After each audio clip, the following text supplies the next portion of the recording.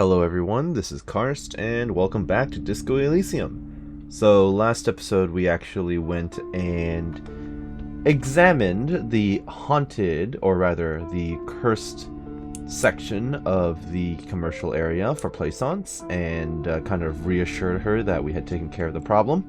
We did have to do a little white lie because she didn't really accept, or she didn't seem to want to accept any other explanations for what she perceives to be a curse. So, at any rate, that is now done. She's happy, her daughter's happy, and we're happy as a result.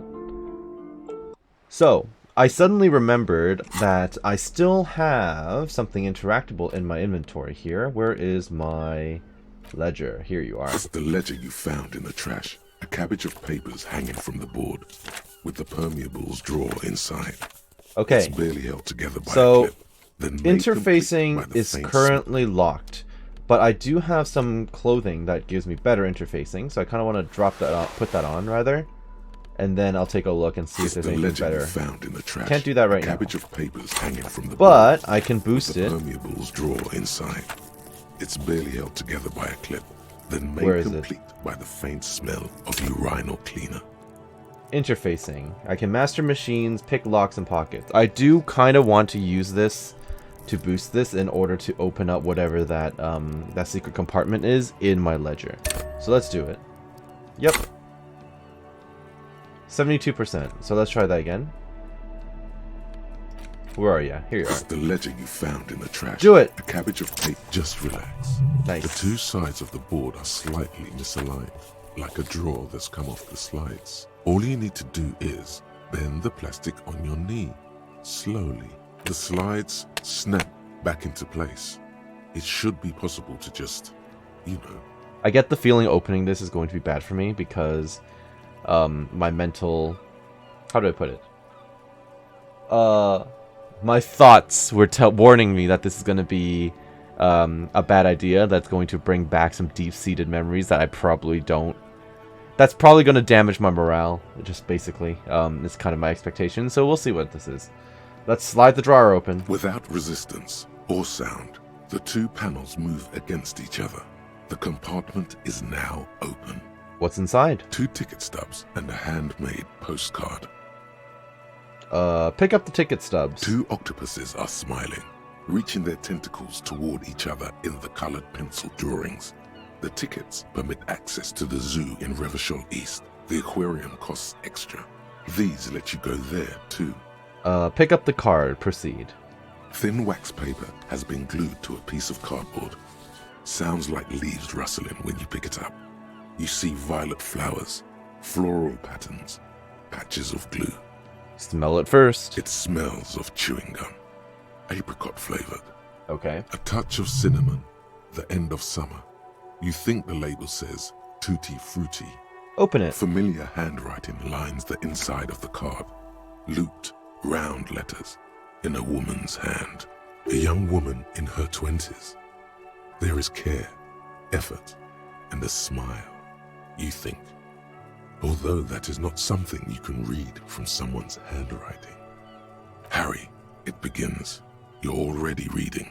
I wanted to write you a letter so you can read it when you wake up. Maybe it will make you happy. Throw it away, please. Keep reading. Your hand shakes, holding the card.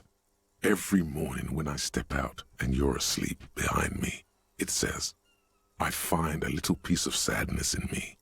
I carry it in my chest, down. Every step I take, it grows. By the time I reach the fuel station, it has filled me entirely. I step onto the light rail and look back. Sparks fall from the bow collector. I know it will be like this until late afternoon, when I get off the 42 and walk back to you. Keep reading. You. Every step I take will get lighter. It almost makes me run. Sometimes I do. I can't believe I met you. I can't believe the happiness I feel with you. You have a vast, vast soul, and I will always, always, always come back to it. Keep reading. Kisses, kisses, kisses. You feel the air sucked out of your lungs and the blood sucked out of your head. Everything around you gets dark. Small white dots appear. That doesn't sound good. You feel the ledger slip from your hand. Fall sideways. Well, that's no good. I don't want that.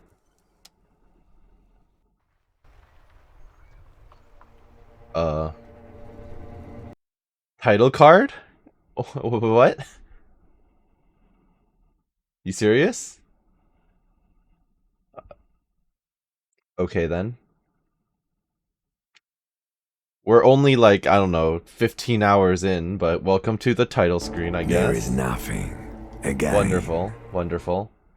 Nothing. Nothing sad, brother. No treachery. Just blackout. Just lie there, passed out. Well, almost nothing. There is the ground below you. That's still there. And the small light that's on, fluttering, somewhere in the basal ganglia. That's Who's that? Me. Blue eyes, that's me. And who has what? Or who has that? Who was what? He speaks of the sickening longing, the unwell emotion. Even in the darkness, he's grasping for it. Still trying to hold on to the great sorrows slipping in the water. Slimy. Yeah, that's the stuff. Here in the paleo-mammalian cortex, we call it the shadow. Because it's always there. And where is Voyager Road? There is no Voyager Road. There are no roads, no houses, no lights in the windows. It's all on pause. So my name appears to be Harry? Name is fuck all. Fair enough. It certainly ain't Harry. Then what is it? Your name is passed out on the ground, dragged around by one of the other evil apes. They're taking you somewhere. Was that the X something? The... Bloated corpse of the past resurfacing. No, it was beautiful. Beautiful. Believe me, stupid ape. Its lack of beauty was not the problem. Enough. Just lie there, motionless. You think they would let you? Until you disintegrate into biomolecules? No. Someone is breathing on your face now, inspecting your pupils, stupid idiot. What is that? It's cold. Yes, they're pouring something on you. It's in you. And It's delicious. Glowing lights on a dashboard emerge out of nothingness. Thank you. Where am I? In the upholstered cabin of Lieutenant Kitsuragi's motor carriage, seated in the driver's basket. The air is thick with leatherworks and heavy fuel oil. Cold water runs down your chin. Drink. Water. The lieutenant is extending a small canister in your mouth. Drink. The water is cold, silvery. Oh, nice. The stuff of life itself, as it pours down your parched throat. The pounding in your head recedes. The darkness parts. Drink. You haven't drunk water in 2 days. Did you know the human body is not made to survive on alcohol alone? You need a secondary form of hydration. He tilts the canister. Drink. With greedy gulps, you down half a liter of cold water. Some of it spills on the driver's seat. The lieutenant pays no heed to it. What happened? I should ask you the same. You were reading your paperwork. Then you passed out. I carried you to my kinema to take you to a hospital. Then you came to. How long was I out? Well, based on this, only about 10 minutes. 10 minutes, maybe. Yep. I came in contact with the burnt-out ruins of the past, Lieutenant. That does sometimes happen. He hands you the remains of your ledger. It's the ledger of failure and hatred. He replies with such understanding, it's as if the burnt-out ruins of the past were an occupational hazard. Athlete's foot for cops. You dropped these. Are you okay to proceed? Let's solve this case. Good. The Ledger of Failure and Hatred is a special item. Yep. Okay. Snow covers the white on blue police livery of the motor carriage. The white colors nearly meld together. Wait, why am I even thinking about this? Wasn't I supposed to... Do something important? Something murder-related? There's always something important. Doesn't mean you can't take a moment to admire this piece of machinery. This is a Caprice Kinema, the Caprice Motor Corps follow-up to their highly successful workhorse, Caprice 40. and the answer to the Lum's racing breed, Ferv series. With its air-cooled, rear-mounted 12-cylinder compression ignition engine, driving the rear wheels through a 4-speed manual gearbox, the Kanema is able to reach 100 kilometers per hour in 13.5 seconds and go on to a top speed of 180 kilometers an hour. Won't it roll over in the first sharp corner? The high center of balance is offset by a large battery bank mounted at the bottom of the cabin, feeding all the auxiliary systems and making the Kanema effectively a mobile power plant. This tech talk is really rubbing me the right way here. Due to a quite steep price tag, it is very unusual to see one in police livery. That machine really puts the loco back in locomotion. Point to the vehicle. Very cool. Mm-hmm. You want to take a closer look? The lieutenant smiles ever so slightly. What's it packing there? Point to the engine. 130. I reckon that's a 7-liter V12 there. Man, that's got to be a major advancement over the KR-18GU engine on the old Caprice 40.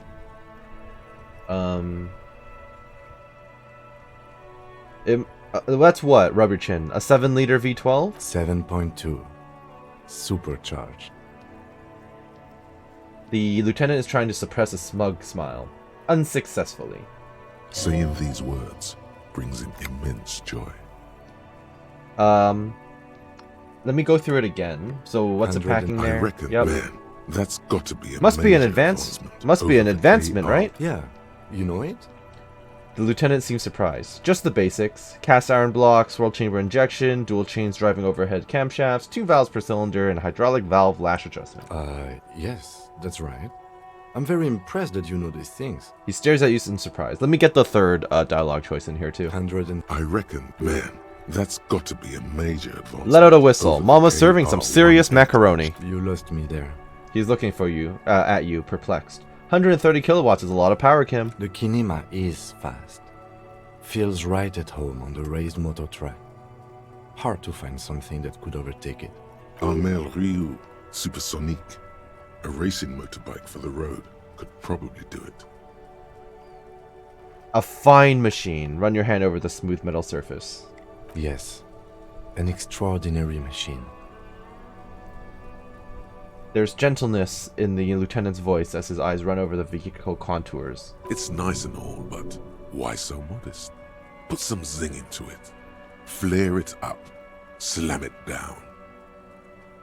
Okay. Helium headlights would improve the range and quality of the visual field a lot.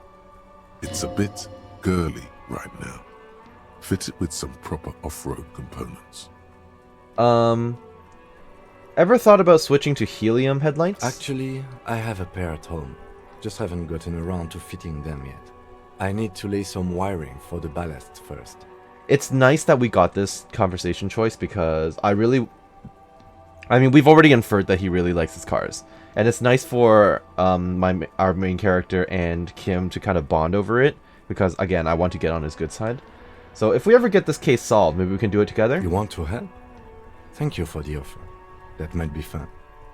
Let's do the case first, though, alright? He glances at you and smiles. He liked the idea.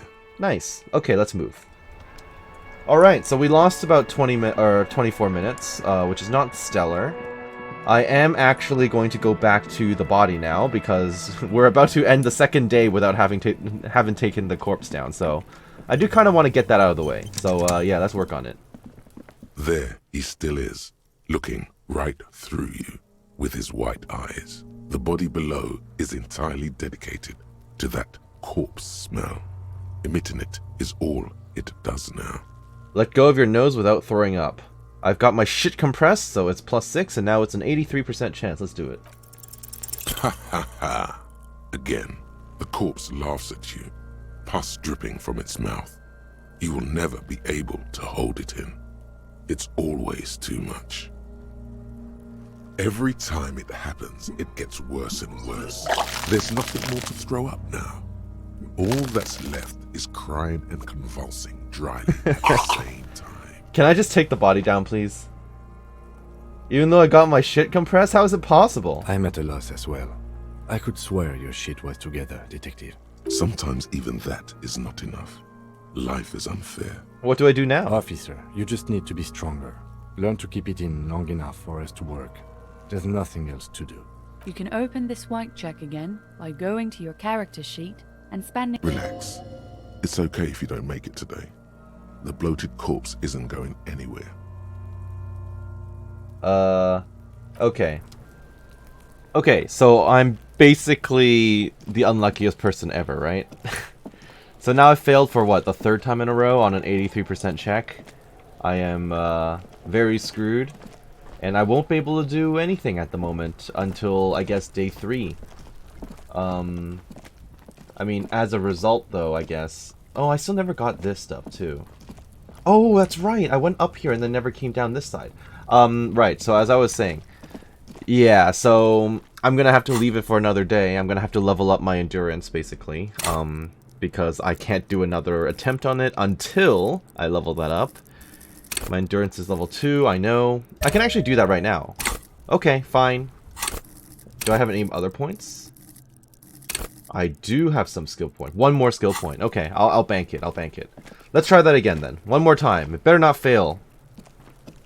There he still is, looking right through you. Okay, with his white 92%. eyes. I The body can't below possibly is fail entirely this dead. time. Oh, come on. Again, the corpse laughs at you, pus dripping from its mouth. You will never be able to hold it in. It's always too much. Okay, so I am literally just the unluckiest person ever. Alright, got it. Every time it happens, it gets worse and worse. There's nothing more to throw up now. All that's left is crying and convulsing dryly at the same time. There's no way. I failed The again? lieutenant is clearly at a loss. Officer, you You can open. Relax. Is there any clothing that'll boost my endurance? Is there something I missed? I am at a loss. Visual calculus minus drama. That's fine, but so basically I have to dump all the points I have into endurance. All right. There goes my last banked spot. Yeah, I don't have anything else now. There he still is, looking right through you with his white eyes. The body below is entirely dedicated to that corpse smell. So Emitting it is all it does now. 97%. There's no way, right? As you breathe Thank in, you. the odor comes over you. It's a smell of the mind telling you to run, and your stomach to wring itself empty. With your hands at your sides and your eyes squinting, you stand in it. Do they always do that? They do after 7 days, yes. We are deep in decomposition here. The man before you is naked, but for a pair of underpants and enameled boots. His skin is greenish, marbled with decaying veins, and blotched by lividity. A fading web of tattoos covers his chest and shoulders. The cargo belt used to fasten him to the branch above appears industrial in strength. Let's inspect the boots. The material appears to be ceramic. Its clean white stands in stark contrast to the decaying flesh above the knee. The man wore thick polymer socks, probably for padding. A fine array of interlocking plates covers them. You know, I actually really appreciate how detailed the descriptions are. Right? Like, you can clearly see that here, but the way they actually use their words to describe the scene makes it so much more visceral, right? So much more detailed. Anyway, let's move on. And fragile. They feel alien to the world around you. Out of place somehow. I mean, they kind of look advanced, honestly. They looks like leg armor for some reason. These are clearly not boots. Yeah, okay, they They're are, it is armor. Possibly part of a larger set. Yeah, that's what I thought. I look at this and I'm like, it looks like armor. It doesn't look like a standard work boots. These aren't just boots, are they? This is the armor he was stripped of. Indeed. Technically speaking, these are sabatons, not boots. Sabatons, okay. Oh, the lieutenant uses a memo technique A6. That's not just any notebook. It's a classic. Okay, well, that's really helpful, thank you. Let's forget about the notebook, though, and tell me about the armor itself. It's clearly some manner of super armor. Or future armor. Super future armor. I'm useless. Yeah, thanks, Encyclopedia. What kind of armor is this exactly? Ceramic plate. Zirconium dioxide, most likely. This is where the make would be. Under Where? the hill. Fair weather. Fair weather model T500 VE. I'm guessing that's vitreous enamel. This is advanced stuff. The material looks out of place here. It is. It's expensive. The lieutenant draws a line in the condensation of the ceramic with his index finger. We've requested similar material for our tactical units for years now. The constabularies deemed it too costly. In that time, we've lost 6 men to semi-automatics. That sucks. How much are we talking about? For a full set, about 4 years of wages. Oh, great. For the northwest region of Revachol, an officer's average yearly income is 5,500 real, unadjusted for rank. Wait, my yearly pay is 5,500 real? Not too much, yes.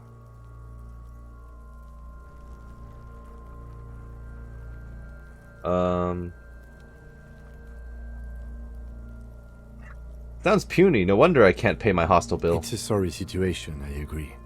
Where's the rest of the armor? Scavenged by the locals? Piece by piece. He's been out here for 7 days. It would be odd if they didn't. Fair, he nods. We should keep a lookout for these species. The armor could yield information. This is one thing he might actually know. He nods towards Cuno, who's eyeing you suspiciously. Maybe he was just wearing these boots and there is no rest of the armor. No, I think he had something precious underneath the clothes. They had to remove the jeans and shirt we found to get to it. And this kind of armor is often worn under fabrics. Oh, really? It looks pretty thick, though. So the fabrics were on top of the armor? It must be really thin then, like the upper pieces, and just the bottom part is really bulky? Because I'm looking at this and I'm just like, you can't really fit pants on that, unless you have, like, really, really baggy pants, right? Like, look at the size of those things on the calves. Nice. That makes sense. What if they told him to strip before they hung him, to demean him? They usually hang them completely naked for that. True. La puta madre, the Mazda, the Besmerties and the like. This one still has his underpants. Fucking talking about underpants. Clearly, Cuno would like to interject something here, but there's not enough for him to hold on to. How could this man afford such expensive hardware? That's for us to find out. My initial report on the area suggests he was a security guard for the harbor company, but that's just hearsay. I did hear about that too. But these look pretty advanced for a security guard. I agree. This equipment is way beyond what a guard can afford. I'm gonna go back to that dialogue choice and see what else there was. That's for us to find out. My initial report on the area... initial report? Just something I scraped together from my station. An area report on Martinez. I'm sure you did the same. He's not actually sure of that. He's just being tactful. That's nice of him. Okay, makes sense. No, your first instinct was correct. This equipment is way beyond what a security guard can afford. I kind of want to go back to the material thing and then talk about maybe he was just naked. It is. We've requested for the northwest region of... Not too much. It's a sorry situation, Okay. I agree. Oh, this He's one, like, sorry. We should keep a lookout for these species. No. Nice. That makes sense. He could have just been walking around naked, just like this. I think we would have heard about that. A But... good point. He could Oh. have been intoxicated, or something we cannot yet Oh. imagine. I shouldn't have He really assumed so trusts me much now, just from apparently. the clothes. Okay, now Kim really trusts me, apparently. Yep. What was that? Was the lieutenant just impressed by your unintuitive guess? Right? I was like that mostly like a joke, but fair enough. Yeah. Knock on the boot. A small bell-like sound fills the air, like tapping on the side of a porcelain cup. The pry bar in your hand is itching for some action. Okay, well, just because I have the temptation doesn't mean I should do it, right? Sounds fragile. It's anything but. This material is a kinetic redistributor. It spreads kinetic energy horizontally, from plate to plate, dissipating it entirely. See? He points to the boots. Faint, organic lines cover the plates, where they separate into smaller ones. Oh, okay. These plates then divide into smaller plates, until there are hundreds of them altogether. Kinetic redistributor. like That sounds whirls useful. of floorboards. The design looks organic, influenced by highly resistant wood materials, like lignum vitae and ebony perhaps. What does this remind me of? If trees were made of porcelain, this is what their cross-sections would look like. Run your fingers over the lines. The smooth, glossy surface fractures into ever more intricate interconnections, peaking on the right sabaton, where you notice. Ooh, what do I notice? The whorls are in the shape of a letter and number combination. E50, 100, 1000. Nice. Point to it. Looks like there's a serial number on the right sabaton. Good. Can you read it to me? He tips the drying ballpoint of his pen on his tongue. Ooh. Yeah, that's a thing that you used to see in, like, shows and stuff. I guess back in the day, that's kind of how you wet a pen. There's no way I'm doing that. Absolutely not. E50, 100, 1000. We have a make and a number. That's something. We can use the radio in my kinema when we're done. Either station can chase it for us. Can I smack it with the pry bar then? The pry bar in Do the it. metal connects with the same ding. The sound does not appear to get louder.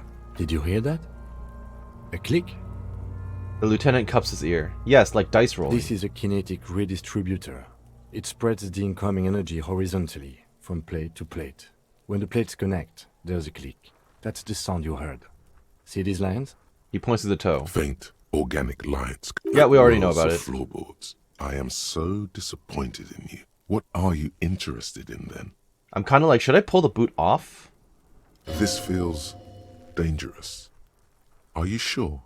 Yeah, let's not try that. The sabatons dangle off the man's decaying form, ageless and synthetic. Okay, let's back off and look at the corpse. The cadaver slowly twists on the cargo belt. That he His does. torso covered in tattoos and extremities blotched pink and blue.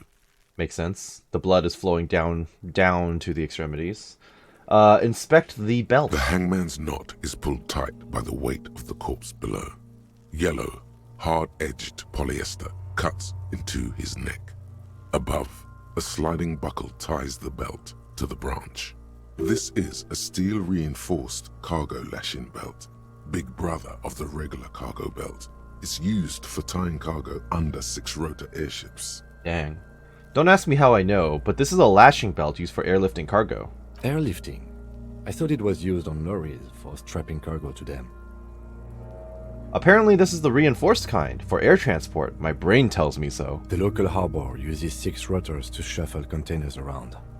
I get the sense they use whatever was on hand, without paying much attention to not incriminating themselves. That makes sense, because he's a security guard from the harbor area, right?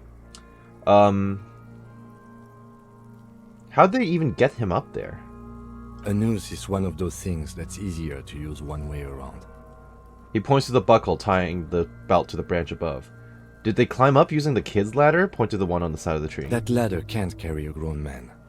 I didn't see any splintering either, did you? I think they lassoed the branch, then pulled on the belt to close the buckle. He makes a pulling motion. I guess that makes sense. Could be. The shape of the branch supports the theory. We're assuming dock workers from the harbor did it? I'm still approaching this as a lynching, yes. Motivated by the ongoing strike. You? He politely raises an eyebrow. I'm going to assume, based on the fact that this is a video game, that there's probably something more to it than just a standard lynching. Like, why would they do that, though? Like, everything else has been peaceful so far. I feel like it was something else. Yes, it often is. This bell worries me. He covers his nose. They sure wanted him to stay up there. That rope is reinforced with steel wiring. I was afraid it would be. Thin steel wiring, parallel strands. This makes getting him down more problematic than I had assumed. He rises to inspect the noose. Back off and look at the corpse. The cadaver hangs from the cargo belt, limbs limp and torso covered in tattoos. Inspect the tattoos. An intricate web of blue lines stretches across the torso, from the right shoulder to the solar plexus. Each time they intersect, a small white star is formed in their crossing. Hundreds of fading asterisks riddle his skin. Their concentration is highest around his heart. What, like this thing right here? Or that, well... I feel like his heart would be like here. Anyway. Okay? His corpse is marked by stars. What will mine be marked by? Alcohol and heartbreak. Honestly, that sounds about right. Although I'm trying my best to keep him away from alcohol at this point. Your fist clenches suddenly. It will be riddled with disco. Decay is creeping on the tattoo. Already, most of the canvas that's holding it has darkened. Now, it disintegrates slowly, letting out a stink. Web of blue lines. Right shoulders is solar plexus. Small white star, hundreds of... Is this supposed to be the night sky? A map of the stars. I do see some similarity to astronomical charts. Great Century Messinian, maybe. But this seems more particular. Customized somehow. He turns around to breathe before inspecting it closer. As if someone left out most of the night sky, filtering it through personal choice. The principle of this filter remains unknown to you. The thought dissipates, and you feel as though you were only half right. Okay, so it's probably stars, and they filtered out most of the night sky. So they might be choosing specific constellations. There might be like... Well, there has to be significance to it. But I'm missing something here, apparently. So am I. What? A sudden ringing fills the air as the lieutenant pulls down the zipper of his orange jacket. What did he just pull out? He takes a thin piece of milled aluminium from his coat pocket and pulls it open. Sounds like a sword being unsheathed. A small lens appears. Some sort of camera. What's that? A Trigger Sunshine. Mini.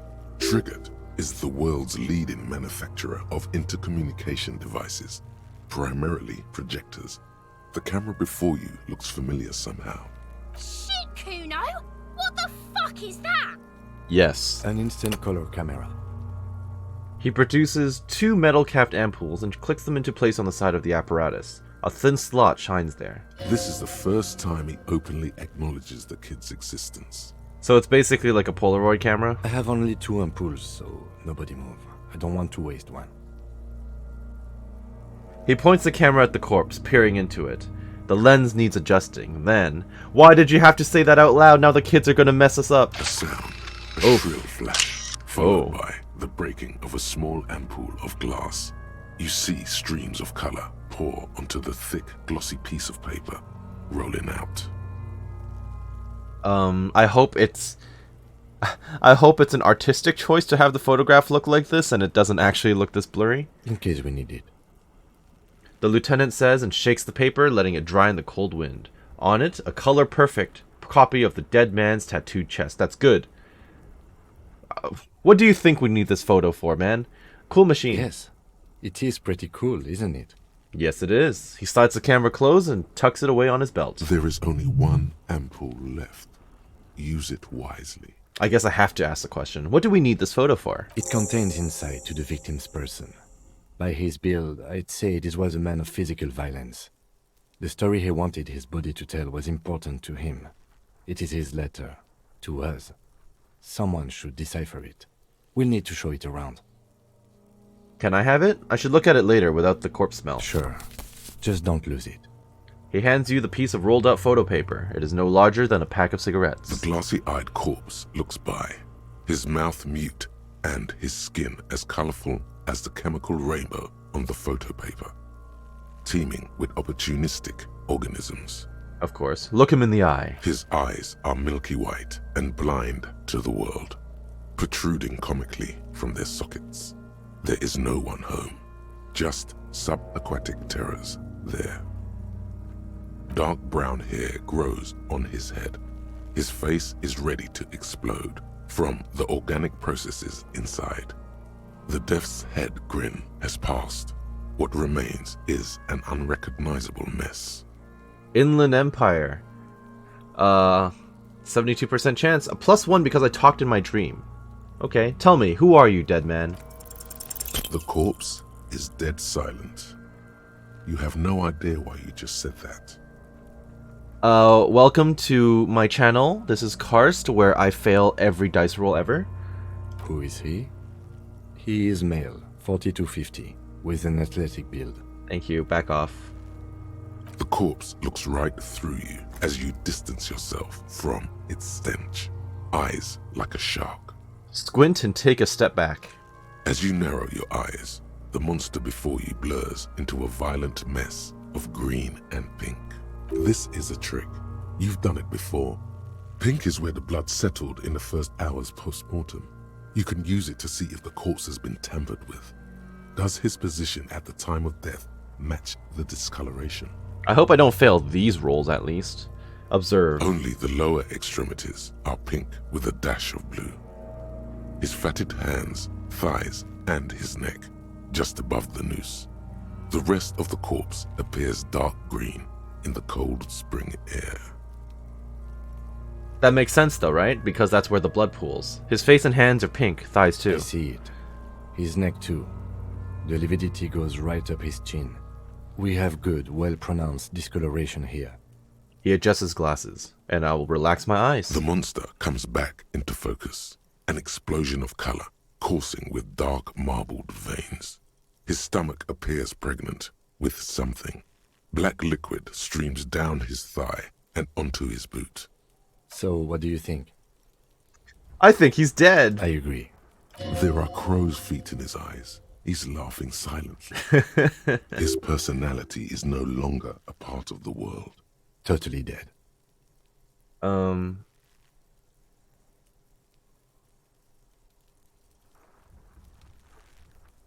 Okay, this is quite deep. Yeah, it's like, but okay, so I like how some of the choices refer to previous choices. So, the world no longer stores his personality and its composition. There was a time for that, and it ended 7 days ago. And number 2 is just, no, better not say that. Too heavy. Totally, this buster's not coming back. Deadity dead dead dead. What is dead, anyway? I'm gonna go with the philosophical approach. The world no longer stores his personality and its composition. But there was a time for that, and it ended 7 days ago. Actually, 8 days ago, because day 1 was the 7th day, right? And we're already on day 2. That sounds about right, yes. He nods in agreement with this advanced piece of conceptualization. Having mulled it over, the lieutenant says that. I think he was upright after death. His hands, feet, and neck are discolored. Well, yes, of course he was upright. He's been hanging off a tree branch for a week. Agreed, especially on the neck. The belt acted like a tourniquet, keeping the blood in his head. The hypostasis supports her hanging. He points to the belt. Could it still be that he was moved after death? It's possible. There's always a chance. We should check for ligament marks on his neck to see if they're in tune with the belt. We'll have to get him down first. True. Cover your nose. Something's coming out of him. A pool of blood and feces has eaten into the frozen mud below the man's feet.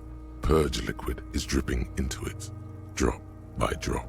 Gross. The victim appears to have contained no more than half a kilogram of digestion at the time of death. The fuck he's saying? Talking about shit. I'm not going for that. Maybe he went to the toilet sometime before death? Maybe.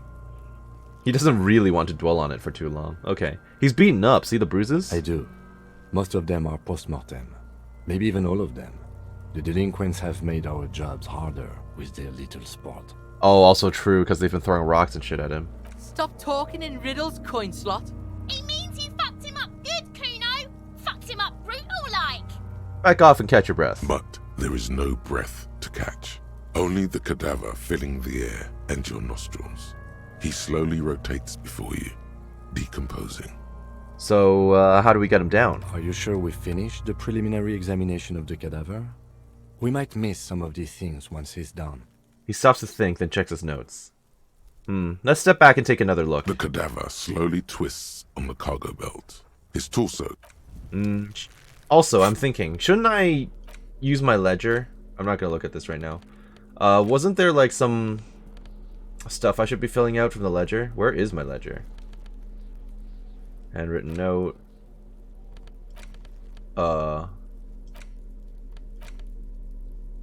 Legitimate question. What happened to my... Oh, it's a tool. Okay, fair enough. Ledger of failure and hatred. This is the same ledger you found in the trash, only worse somehow. It makes you think about the letter. About the woman's handwriting. About not wanting to get out of bed in the morning. It's the ledger you found in the trash. A cabbage of papers hanging from the board, with the permeables drawer inside.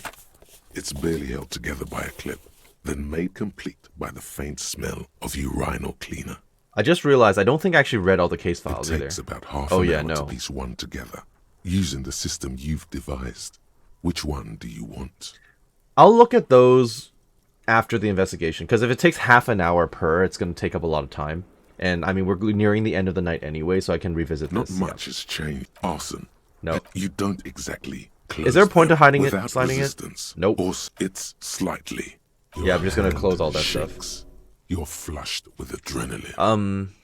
Let's browse the forums again. Thin, see-through copy of paper, mostly neon yellow. Some Field like autopsy. a dozen pages of thin copy paper, bright red in color.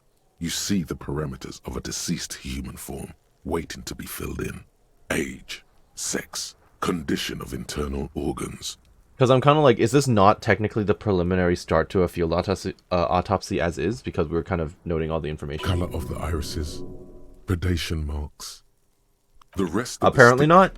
Okay. I think that's everything then, right? The man before you is naked. but Yeah, for alright. A pair of underpants and white boots.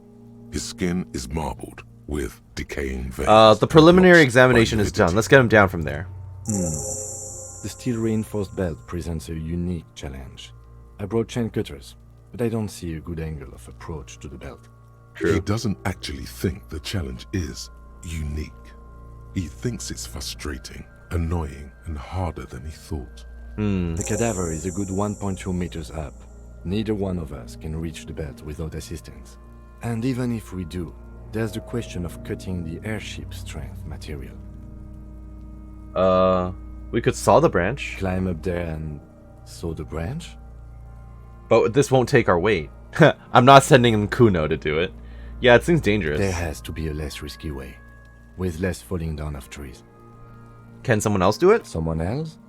You mean like the police? I mean, we are the police. I mean, someone who's below detective. Someone like a paid garbage man? Or a cleaning crew? I have bad news for you. That is a detective. Rip us. I know it's hard, but I assure you, the others won't come to help us. And we have a growing sanitary concern here. We need to get him down, fast.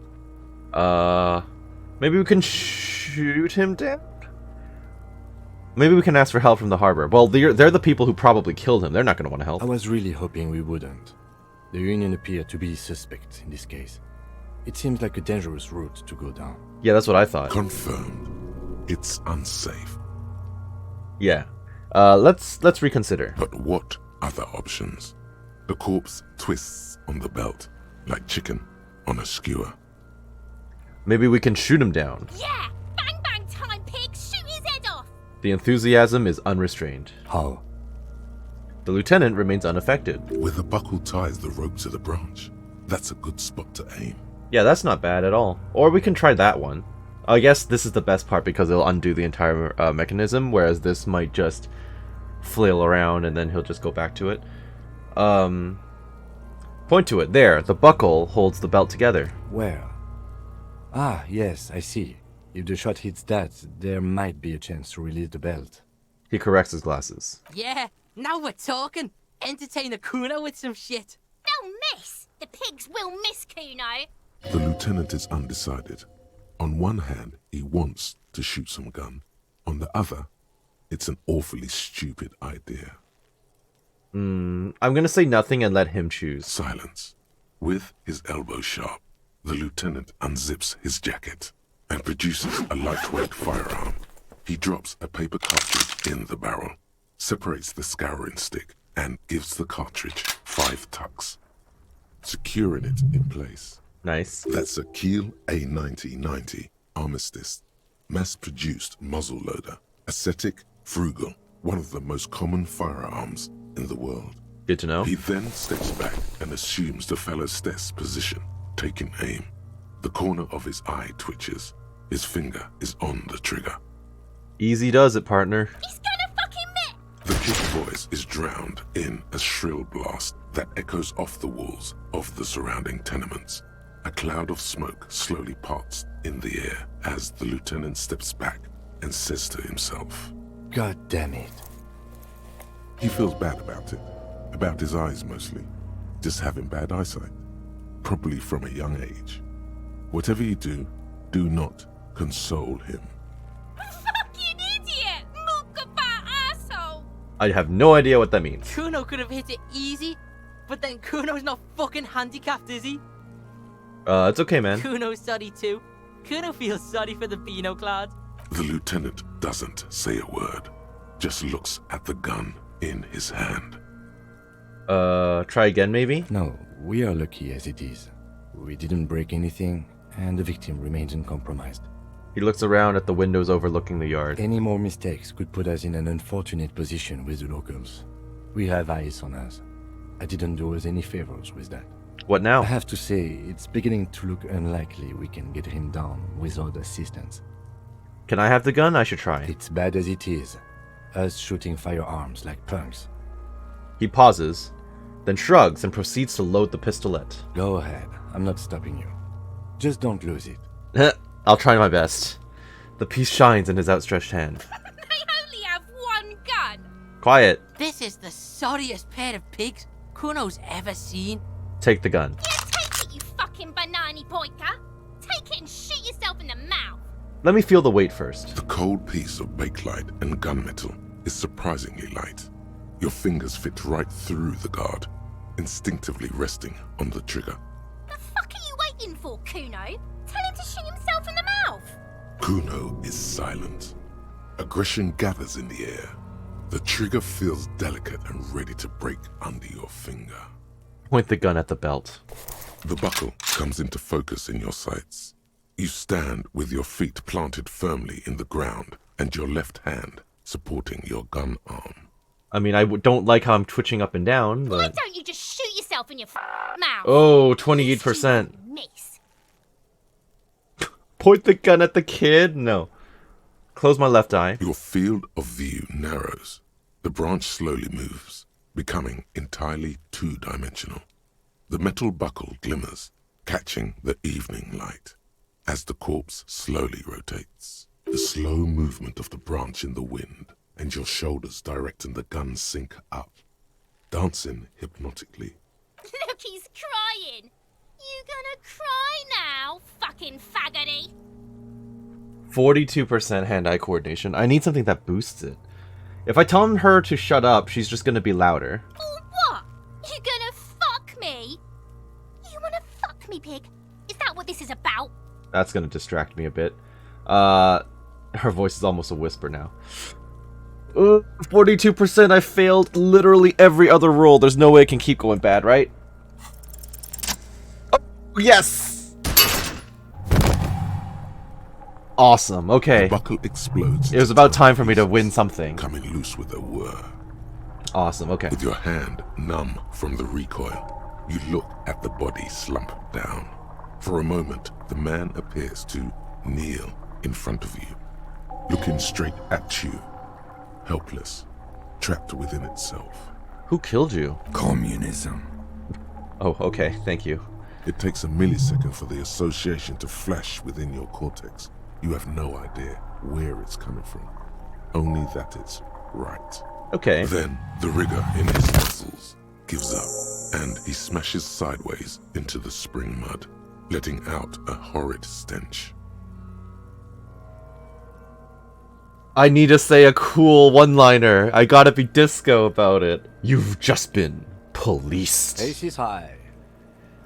The lieutenant raises his right hand, waiting for you to slap it. The ace is high, a custom invented by the aerostatic brigades during the revolution, is used to celebrate success in Revachol, especially in sports. The gesture is spread across the world, despite the defeat of the revolutionaries themselves. I can either slap his hand or leave him hanging. What kind of monster would ever leave the man hanging? Come on, slap it. Ace is high, bud. Yeah. The lieutenant takes a little hop to perform the customary salutation. Your palm hurts from the slap.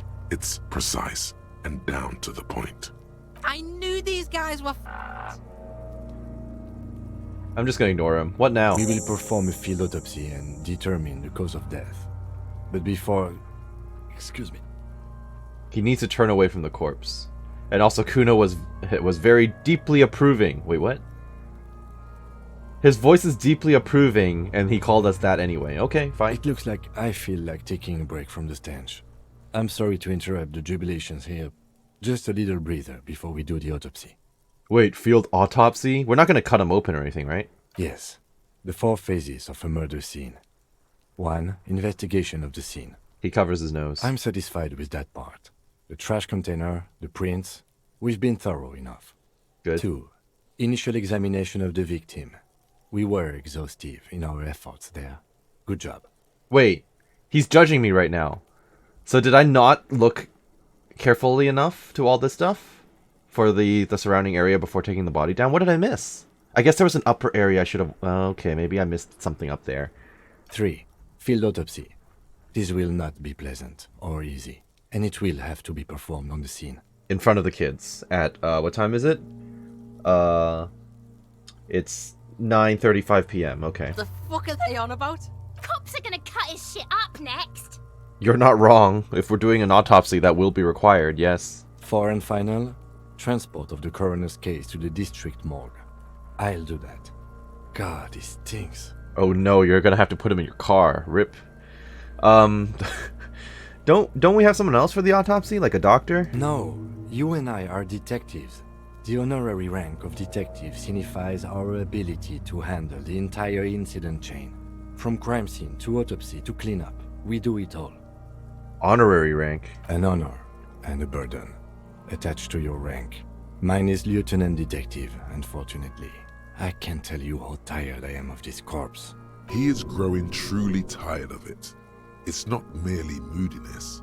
His tolerance limit is near. I don't think I'm a detective. No, I am a With detective. shooting like that? Of course you are. Your station would not have assigned you to this case otherwise.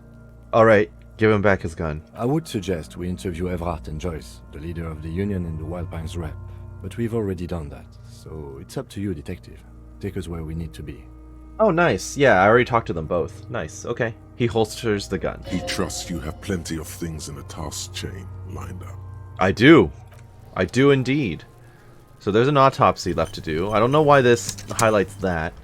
Okay, well, before we do anything, let's get out of here. Oh, are you actually going to leave now? Let me talk to Cuno and ask if he knows where the armor went. Hello, kid. Fuck does Cuno care? The boy turns to you. He doesn't care. Oh, that's his shack. Okay, so my empathy apparently is low. But my empathy is level 4. And that's still considered low? And I got +2 because I shot the body down. Well, 28%. Figure out what's going on. It's not Cuno. Oh, nice. Okay. It's Cuno S. It's Cuno S. How? Interesting. Cuno S is by far the worst of the two.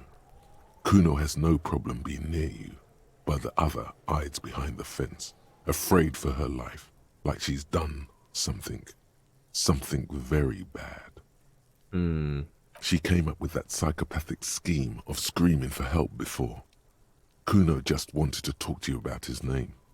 Cuno S was the one who wound him up and directed him. True. All in all, Cuno respects madness. You cannot hope to outdo her on that front. You must win yourself a few minutes with him alone. Okay, I'll act on it and try and separate them. Cuno, psst. Fuck you whispering about? He whispers back. He's whispering too. He's going with it. But watch what happens. She's gonna get involved. Fuck you f***ing whispering about! She puts extra stress onto that word, expecting it will make you uncomfortable. If Cuno wants to whisper, he's gonna fucking whisper, okay? Let's whisper, pig. He turns back to you and hunkers down. This is it. You've got him. But be careful. You can still fuck this up. Don't make Cuno look bad in this.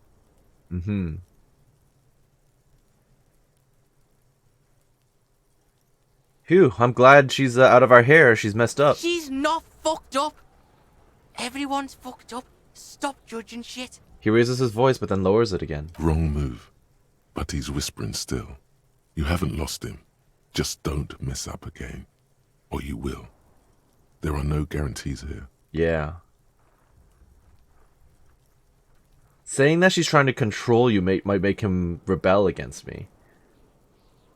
What's up with her? She's terrifying. Crazy scary. Crazy. You don't know the half of it. She's not crazy. She's insane. Dangerous. She's smoked a man. She's done people in. Probably even pigs. He whispers tensely. Okay, so she's killed people, possibly, assuming he's telling me the truth and she told him the truth. Stop talking to him! Cuno, I'm fucking warning you! You're gonna get us into shit! She understands what you're trying to do. Yo, see? Did Cuno not tell you? Cuno told you. Cuno talks to whoever he wants. He pops his head up. Talk, pig. Cuno's got it under control. He hunches down again. Honestly, he could become helpful without her destabilizing influence. You did it. They're separated. He's even turned his back to her, so she can't read his lips.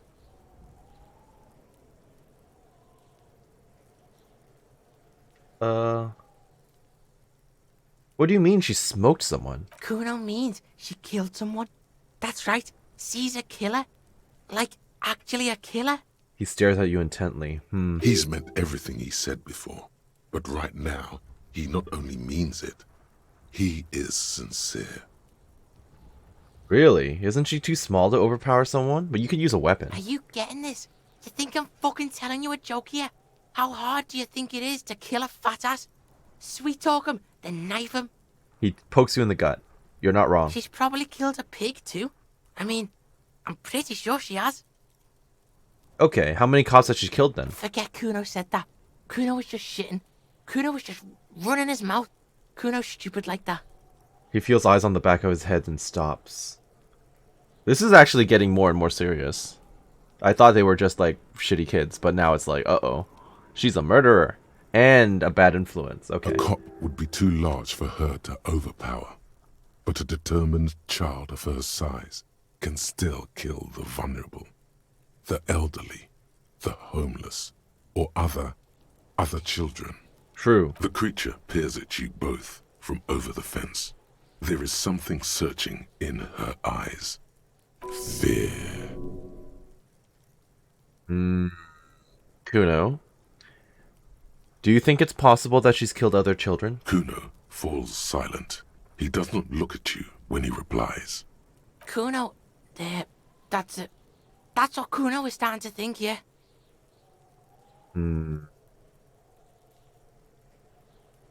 What's that language she uses? Napakimpi?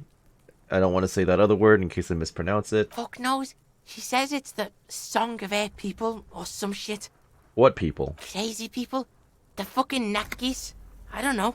It's Suruese. The Suru are an indigenous ethnic minority in the social democratic powerhouse Vasa on the tundra and tiger-covered Isola of Katla. Far, far away from here. As far as possible, really. Do they have red-haired people there? You mean evil little red-haired people like her? Yes, they do. The Suruese have that ginger gene. Okay. Ginger joke. Alright, I get it. Cuno, could she be Suruese? How could he answer that? He's not gonna know the answer. Suruese? Like that man from Helmdall shit? She could be. She could be that Helmdall shit. The kid lights up. Wait, he likes Helmdall? Maybe I should buy a book for... Well, I can't even pay for my own room tonight right now, but... Maybe, yeah, maybe, I can buy a book for him and he'll warm up to me as well. Okay. Revelshot does have a small Suruese community, or she climbed into a yakberry crate and was shipped over accidentally. You said she's insane? Yeah, she's psycho. None of that kiddie psycho. Cat burn and shit. She does the real deal. Whoa. Yeah. He watches it sink in. What's the real deal? Snuff radio shit. Oh. Believe me, pig. You don't want to know. Well, that's the thing that the skiing company was responsible for, right? No, not the skiing company. It was the window repair shop. And he doesn't even want to think about it. This isn't just another boast. You think she has anything to do with the dead man? Yeah, she would have liked to fuck him up, but she didn't. Cuno wasn't around, and C was with Cuno. Where were you? Look, Cuno's gonna put you at ease. We didn't do it. Well, okay, yeah. He speaks the truth, my liege. Okay. Is she your sister? You have very similar names. Fuck no, she's not my sister. She's just a stray who got in, like a mad dog or some shit. Stray. Yeah, she was just there. He points at the apartment building behind the fence. What was that, Cuno? The little one twists her neck, looking at the building. She was in the hallway, dripping wet, by the fucking shoe rack, in the dark. Cuno flinches and lowers his voice even more. Sounds like a horror movie all of a sudden. She was just standing in a dark hallway. Why was she dripping wet? Cuno's got no fucking idea. Her hair was all wet. I think she pissed on the floor too. She was there for 3 days, in the corner, every time Cuno went out. You know this. The body goes into a kind of revulsion shock. Murder hangover. That's what it could have been. Murder hangover from when she... Killed a kid. Yes. Makes them look for a quiet, dark place and just hibernate there. Usually goes on for a few days, up to a week. Must have been her first one. You only get it on the first one. Return to the conversation. You said she got in? How? I dunno. Someone left the door open. Cuno comes home. She's sleeping under the desk, under the pile of clothes, like a dog. He looks at you suspiciously as you come out of your thoughts. What about your parents? Cuno's dad doesn't give a shit. Doesn't even see her there. Or thinks it's fucking Cuno. Shit's all on Cuno. He points at himself. Cuno, Cuno-S, two of a kind. So that's not her real name. You just gave her the name. Why is she called Cuno-S then? Because she fucking looks like Cuno. Does she? You don't know her name. No one knows her name. Cuno told you this shit was Psycho Killer. That's really messed up. So he's actually scared of her. How are you dealing with all this? Conclude. How's Cuno dealing? Cuno's dealing just fine. He doesn't need you fucking with any of it. C doesn't either. Cuno's got this shit under control. He spits through the gap in his front teeth. She needs professional help. You can't do this alone. Listen. C is Cuno's go-to. Cuno's protecting her. You fuck with C. You fuck with Cuno. You threaten her. You threaten to take her away. He points to his eyes, then yours. This is what it all comes down to. He needs you to take him seriously now. I'm going to kill you. I'll run when you put the cuffs on her, sneak up on you later, and fuck you up. You understand? The boy looks at you in the eyes. Black pupils trying to focus. He may not be able to do it, but he will try. Right now, he believes he will. I can respect that. All right. Now we can do business. He wipes the sweat off his brow. He's breathing heavily. That took something out of him. Business? Yeah? What do you want? Cuno can hook you up with... He starts, no longer whispering. Don't hook him up with shit, Cuno. Are you a drug peddler too? See? Relax. He respects the Cuno. Cuno made him respect the Cuno. You respect the Cuno, you get all kinds of shit. He turns back to you. Cuno's gonna get you hooked on illegal narcotics if you run a little errand for the Cuno. Get you hooked, pig. Get his hook in you. Then Cuno gonna get you hooking for more. Cash in big style. Pig hooker. That's right. Cuno's a candy store for pigs now. Get ready to be rewarded. He concludes, spreading his hands like a baker, presenting a selection of freshly baked pastries. I'm going to come back and talk to you about your shack, because I want to explore it before anything else happens. And then I'll bug him about the narcotics as well. I'll be back. Cuno doesn't fucking care. I know you don't. That's fine. I'll be back. This really took a turn I was not expecting. With Cuno and Cuno-S. Let's go back upstairs. Okay. Wait, this is not the side I wanted to exit on. Is it? Yeah, I want to go over there. How do I get over there? There has to be a way, right? Yep, this side. Okay. No, I just want that. This doorway is going to collapse soon. Restoration pillars keep the ruins together. Give me the money, please. I desperately need it. Thank you. What is that? A bucket? Postcard. Grand Couronne 37. Alright. And that was all I could get from up here. Fair enough. I guess I should look at that in my inventory. This postcard depicts an ill-advised residential area overlooking the Jamrock Quarter. 13-story buildings line the hillside like sarcophagi, an ominous fog already rising from behind. These are the last boom years. In 39, the project fails catastrophically, leaving behind an opiate and hepatitis B infested slum. Oh, lovely. So, I mean, at least I can sell that. I don't know if the pawn shop is still open though at 10 p.m. That said, I don't even know if Cuno and Cuno S are going to still be chilling out here after a certain time at night. I don't really want to talk to her right now. Fuck does Cuno care? Cuno, I found your shack. Point to the shack. Yeah, did you fuck in there? What was with the pig head? Oh, that? Cuno decapitates pigs. That's just a Cuno demo tape. He picks up a bit of dirt from his fingernail.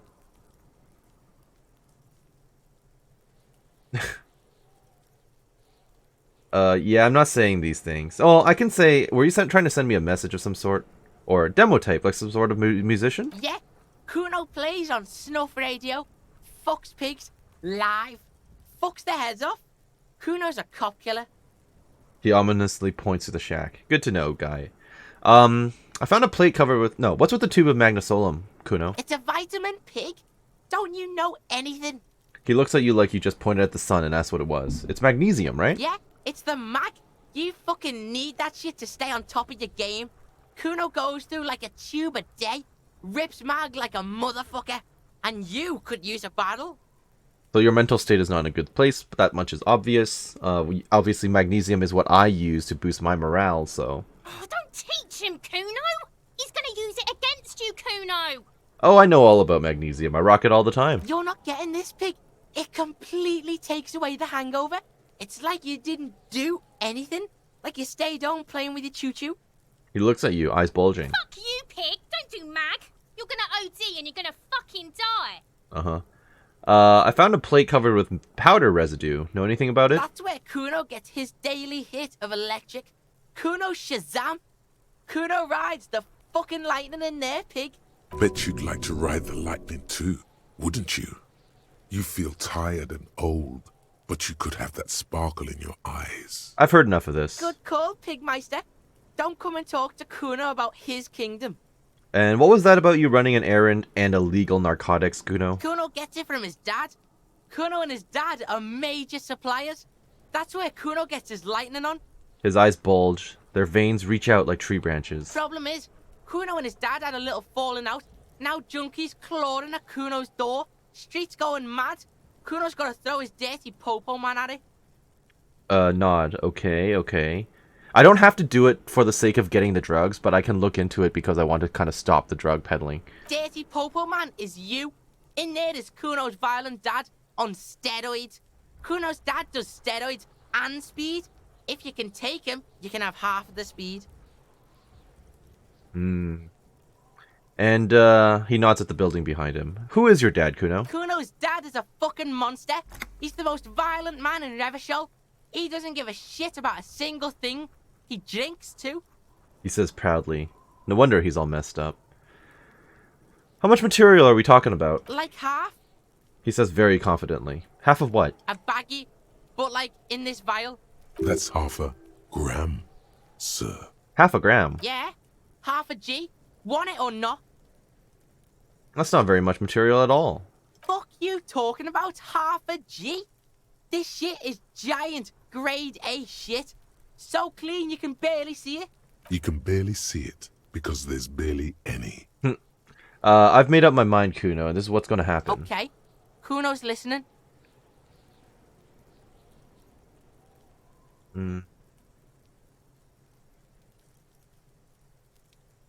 I'm going in there, but not for speed. I'm going after the most violent man in Revachol. Sure, whatever.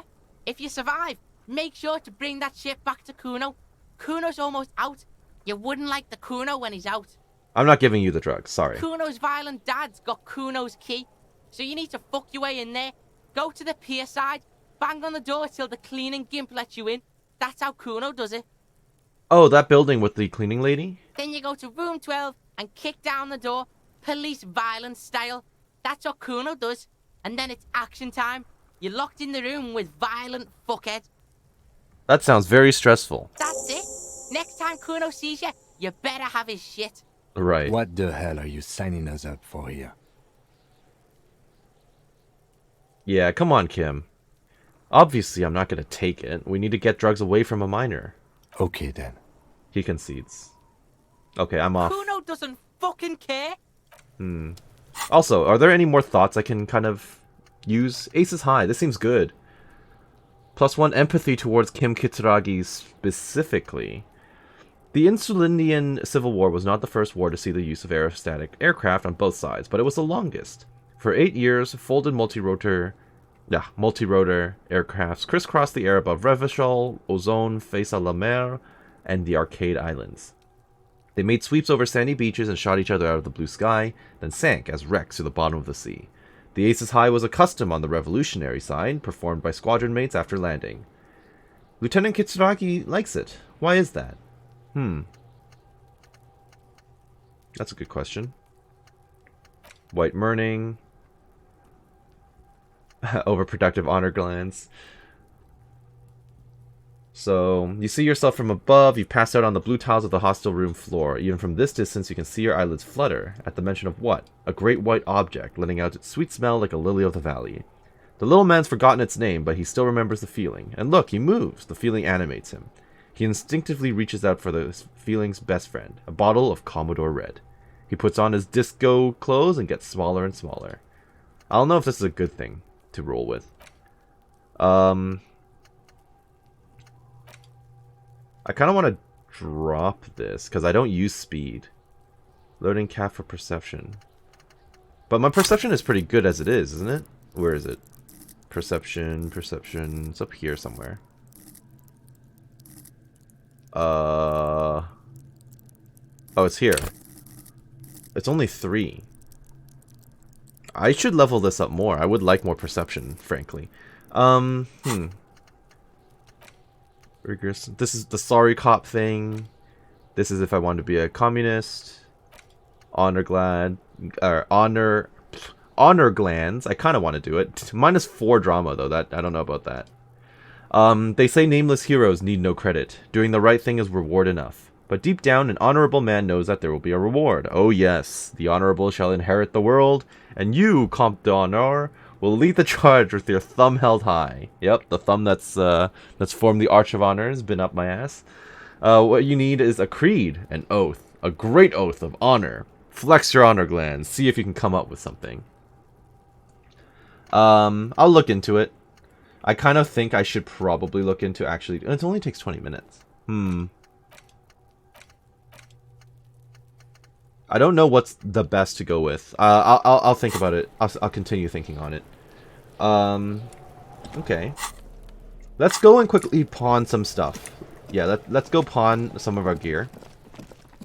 To the pawn shop, assuming it's still open. Here's hoping it's still open. The old dudes are not here at this moment. Or actually, no, they might be further down. Over here. No, but they're done for the night. Fair enough. Now, if I'm correct, going to sleep tonight is going to open up this section, which will allow me to go to the dock area. And also look for the missing researcher or cryptozoologist, etc., etc. So, it's quite a bit I can do. Hey there, you work hard. It's freaking 10:15 already. Officer, the flashlight, please. Sorry, I forgot. I apologize.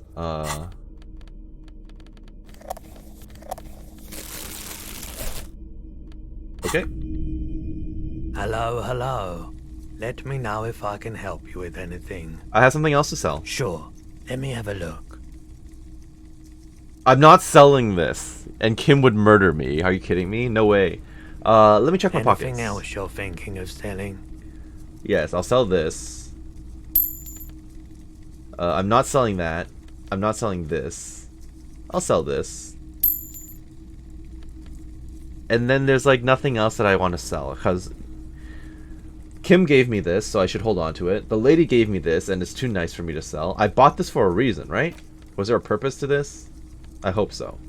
Photo of a happy couple, that seems rude to sell given that I just literally took out his workplace, so I'll hold on to it for now. This I plan to give to them, and this is a rifle that maybe I can repair.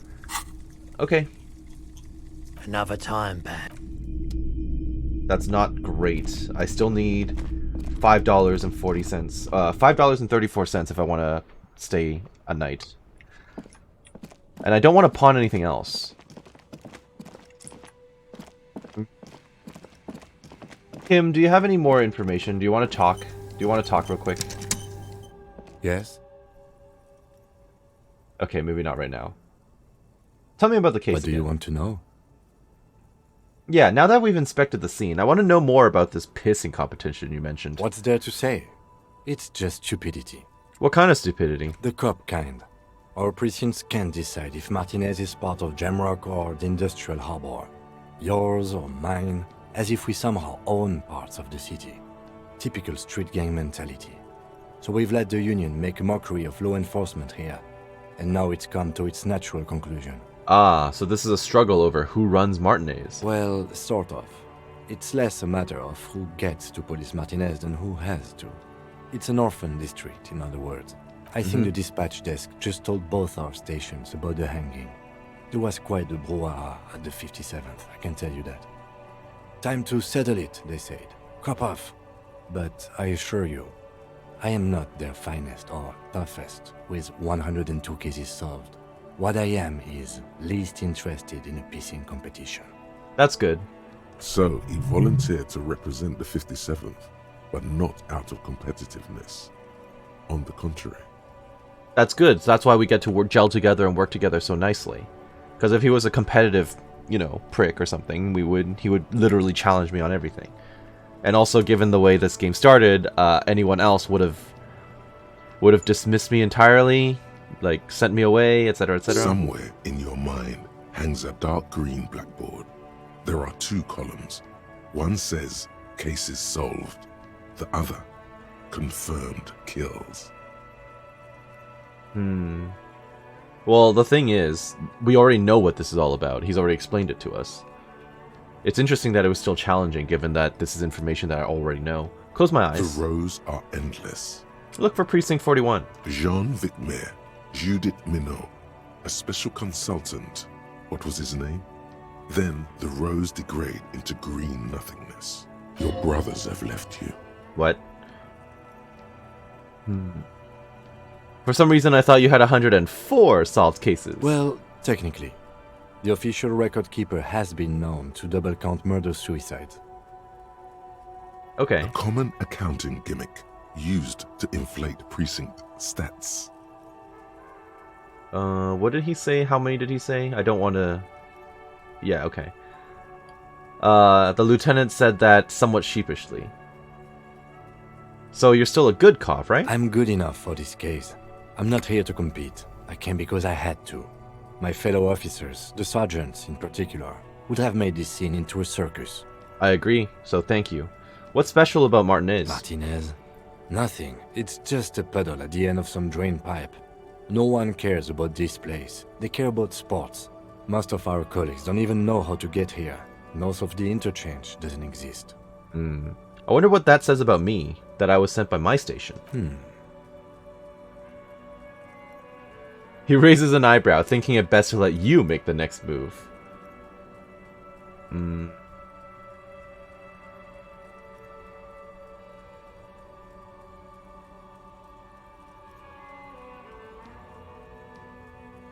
All of these answers makes me look like a fool. Or, like, I don't want to insult him, right? Like, oh, I'm just here to outperform you in every way imaginable. No. I don't want to be an apocalyptic omen. I know I don't have an unbelievable kill count. I was sent to teach you a lesson in style. Makes me feel... I mean, this is the most joking one. Okay. Style me. He steps back. It's impossible to tell whether he's serious or joking.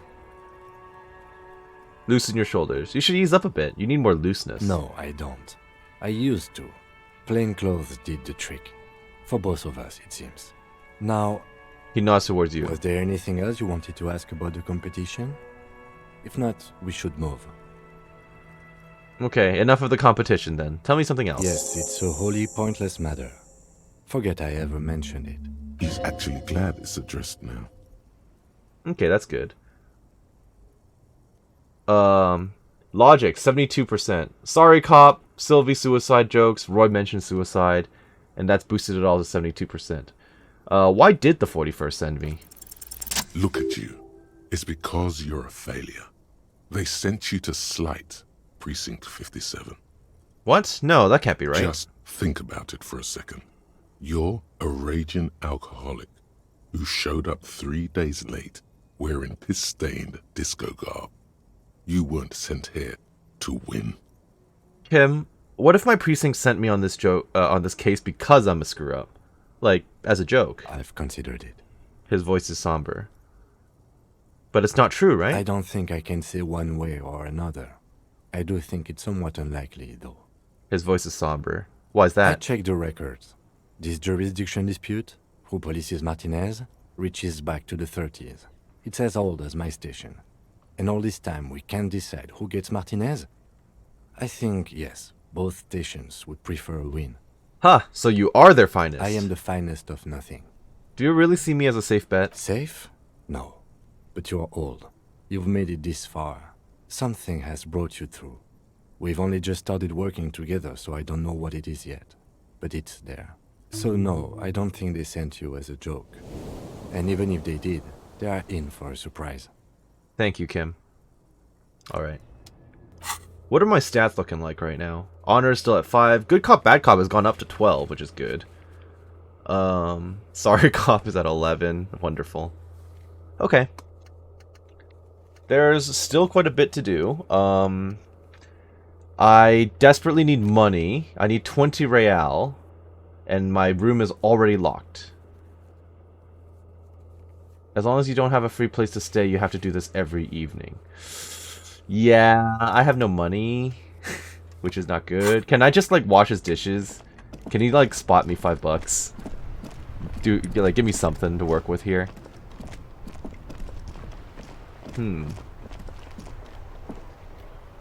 Well, let's follow up on the serial then, I guess, while we're here.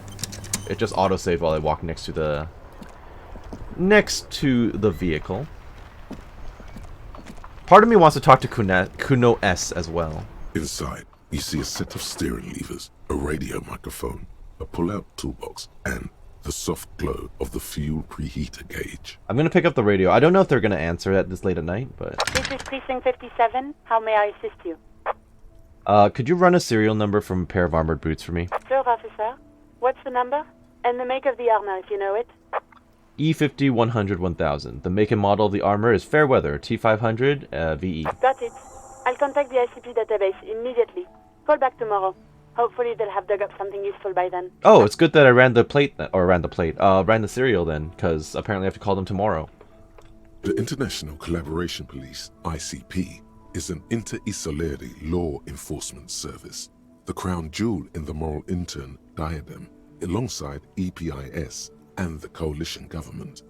I know she hasn't heard back. I literally just called her a minute ago. Have you heard back from the ICP about the serial number? No, and I doubt they'll get back to me before tomorrow morning. Anything else?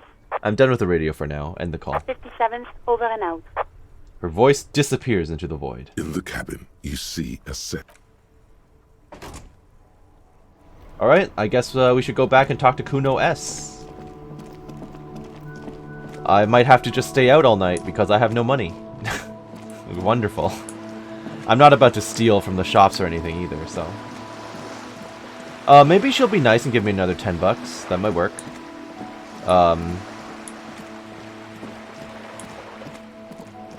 I'll figure that out after, I guess. Hello, Cuno S. I know you're chilling over here. Oh no, maybe you went to bed. No, you're still here. Alright. Alright, Cuno S. Trying to sneak up on me again? Trying to snuff me out? Get away, pig!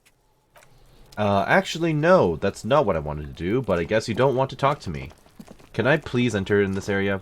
Can I go into the apartments yet? There must be another way into the building. Every time I try this door, he screams in my ear. Can I get in here? This must be it. The basement door is weather-worn. The copper nails holding the upholstery in place have turned green from sea air, and there's a knocker shaped like a lion's head. I assume this is the place I need to go for Everard's quest, I guess. The royal lion, Guillaume's kitten. This knocker will last a lifetime and then some.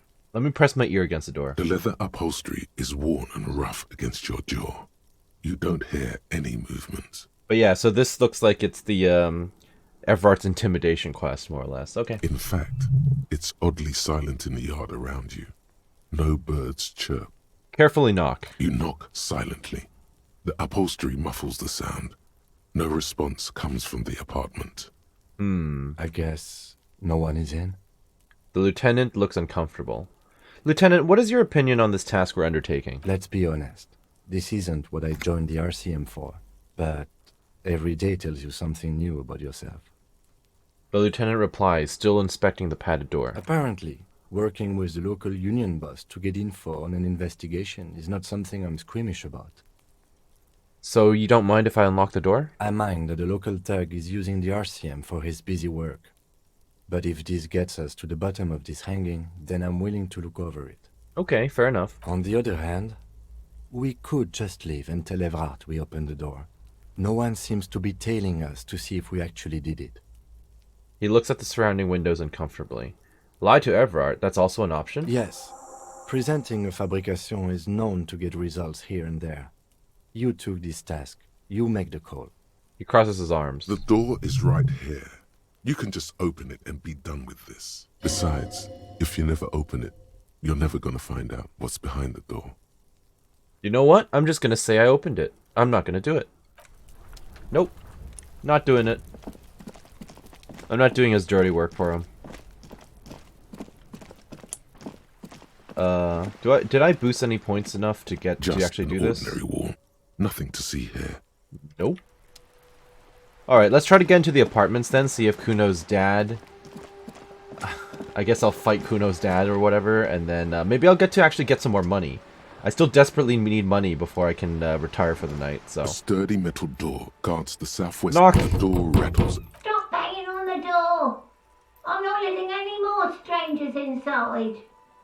Doesn't matter who I am. Ha! The police. Everyone. No. Go check. Backyard door. There must be another. The door. Stop banging on. Ha! No. Go check. Backyard door. I know it said something about the backyard door, but I still have no option for it. If she'd be so kind as to actually lend me, like, you know, $5, then that'd be good. Good. What can I help you with?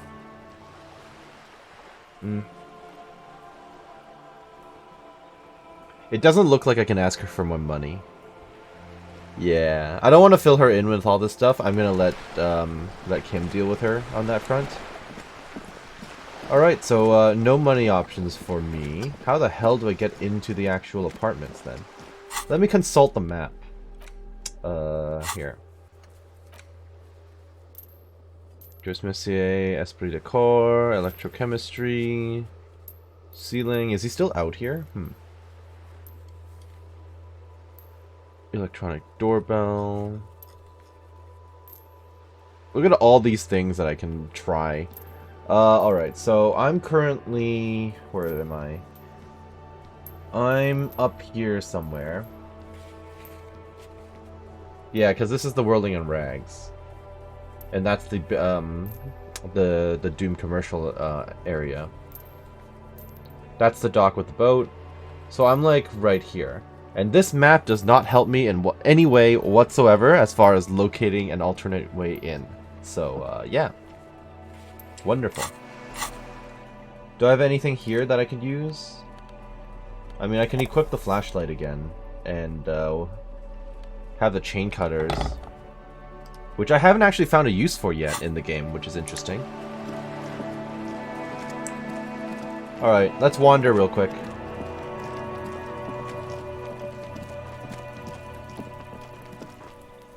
How do I get up there? He's gonna tell me the same thing as usual when I try this door. There must be another way into the building. Yes, thank you for that. A door from the east.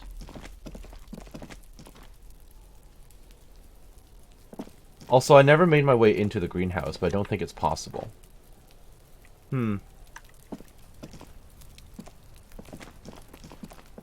This could be the door to the east. Tell you what, if I can unlock it, I can lock it again as well, can't I? I'm gonna save and try it out. If for whatever reason it doesn't let me, like, lock it again... The door to the weasel's den, guarded by the lion head. Then I will try to be load. as silent as you can. It takes a bit of rattling of the handle to loosen the bolt. Finally, the door unlocks with a small clack. Thoughts race through your head. Can I actually go inside? I can. Alright. Yeah, I can look around. I don't have to leave it open, right? Anyone in here? Small suitcase full of clothes. Guest staying over? I'll take that. A book titled The Hidden World of Walking Sticks lies open. You can almost feel the warmth of the red sun on the flag. This is the flag of Revachol, the suzerainty. What's with the sun? This isn't just one sun, but there are little suns dancing around the big sun. This is the sevenfold sun miracle. Okay, so what's the sevenfold sun miracle? It's an optical atmospheric anomaly the first settlers saw. Happens in cold weather. 6 small suns around the big one. This complex halo phenomena is how old Revachol got its flag. Lieutenant, the old flag of the suzerain. Mm-hmm. The tenant is an old-fashioned guy. He looks around the apartment. By old-fashioned, he means very right-wing.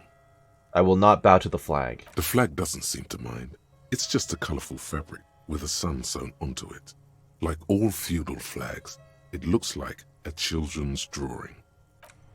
An actual shirt? That gives me logic? Gasp. But this gives me physical instrument. I like logic, but physical instrument might be good. Pressed and spotless gleaming white shirt. The kind that serious men wear at serious intersolary offices. Not yet piss-soaked or cum-stained. Wonderful. White satin shirt. This white satin shirt used to be fancy. It used to really catch the light. Now it smells like someone took a piss in the armpits. Alright. And I'm currently wearing the white tank top.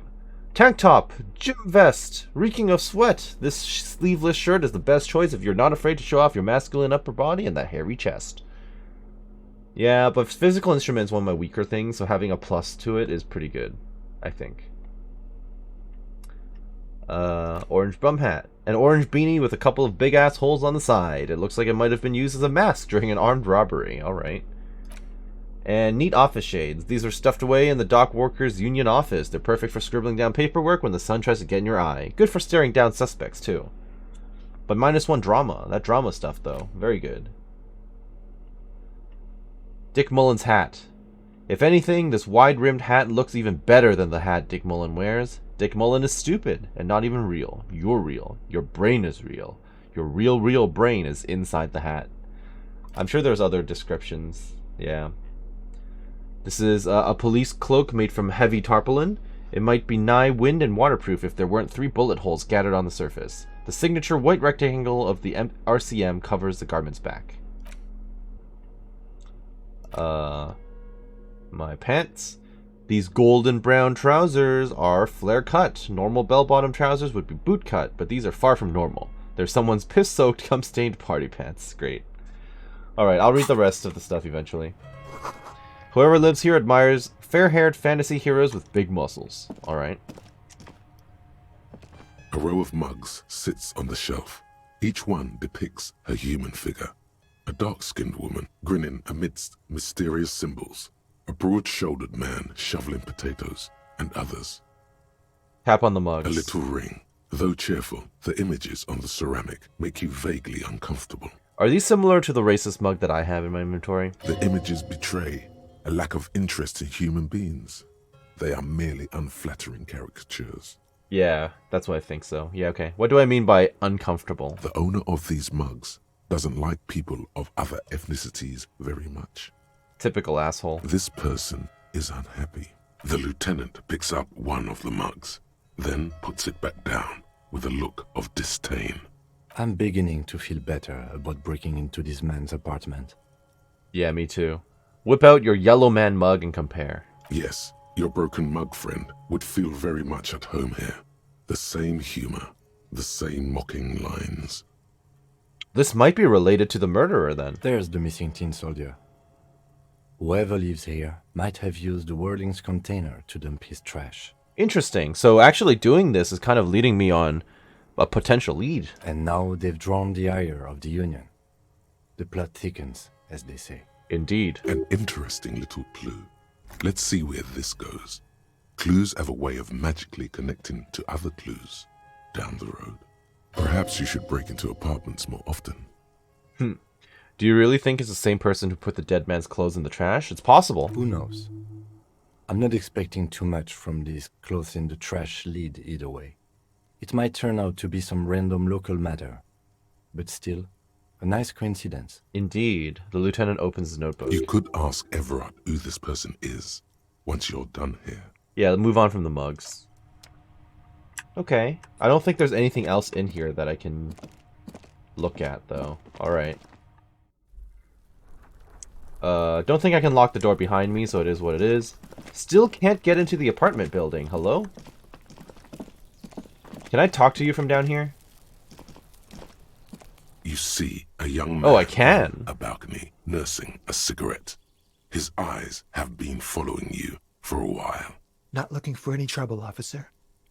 He says in a quiet voice. Despite the cold, his shirt hangs unbuttoned from his frame. Why are you whispering? It sounds like you're already in trouble. There's no trouble.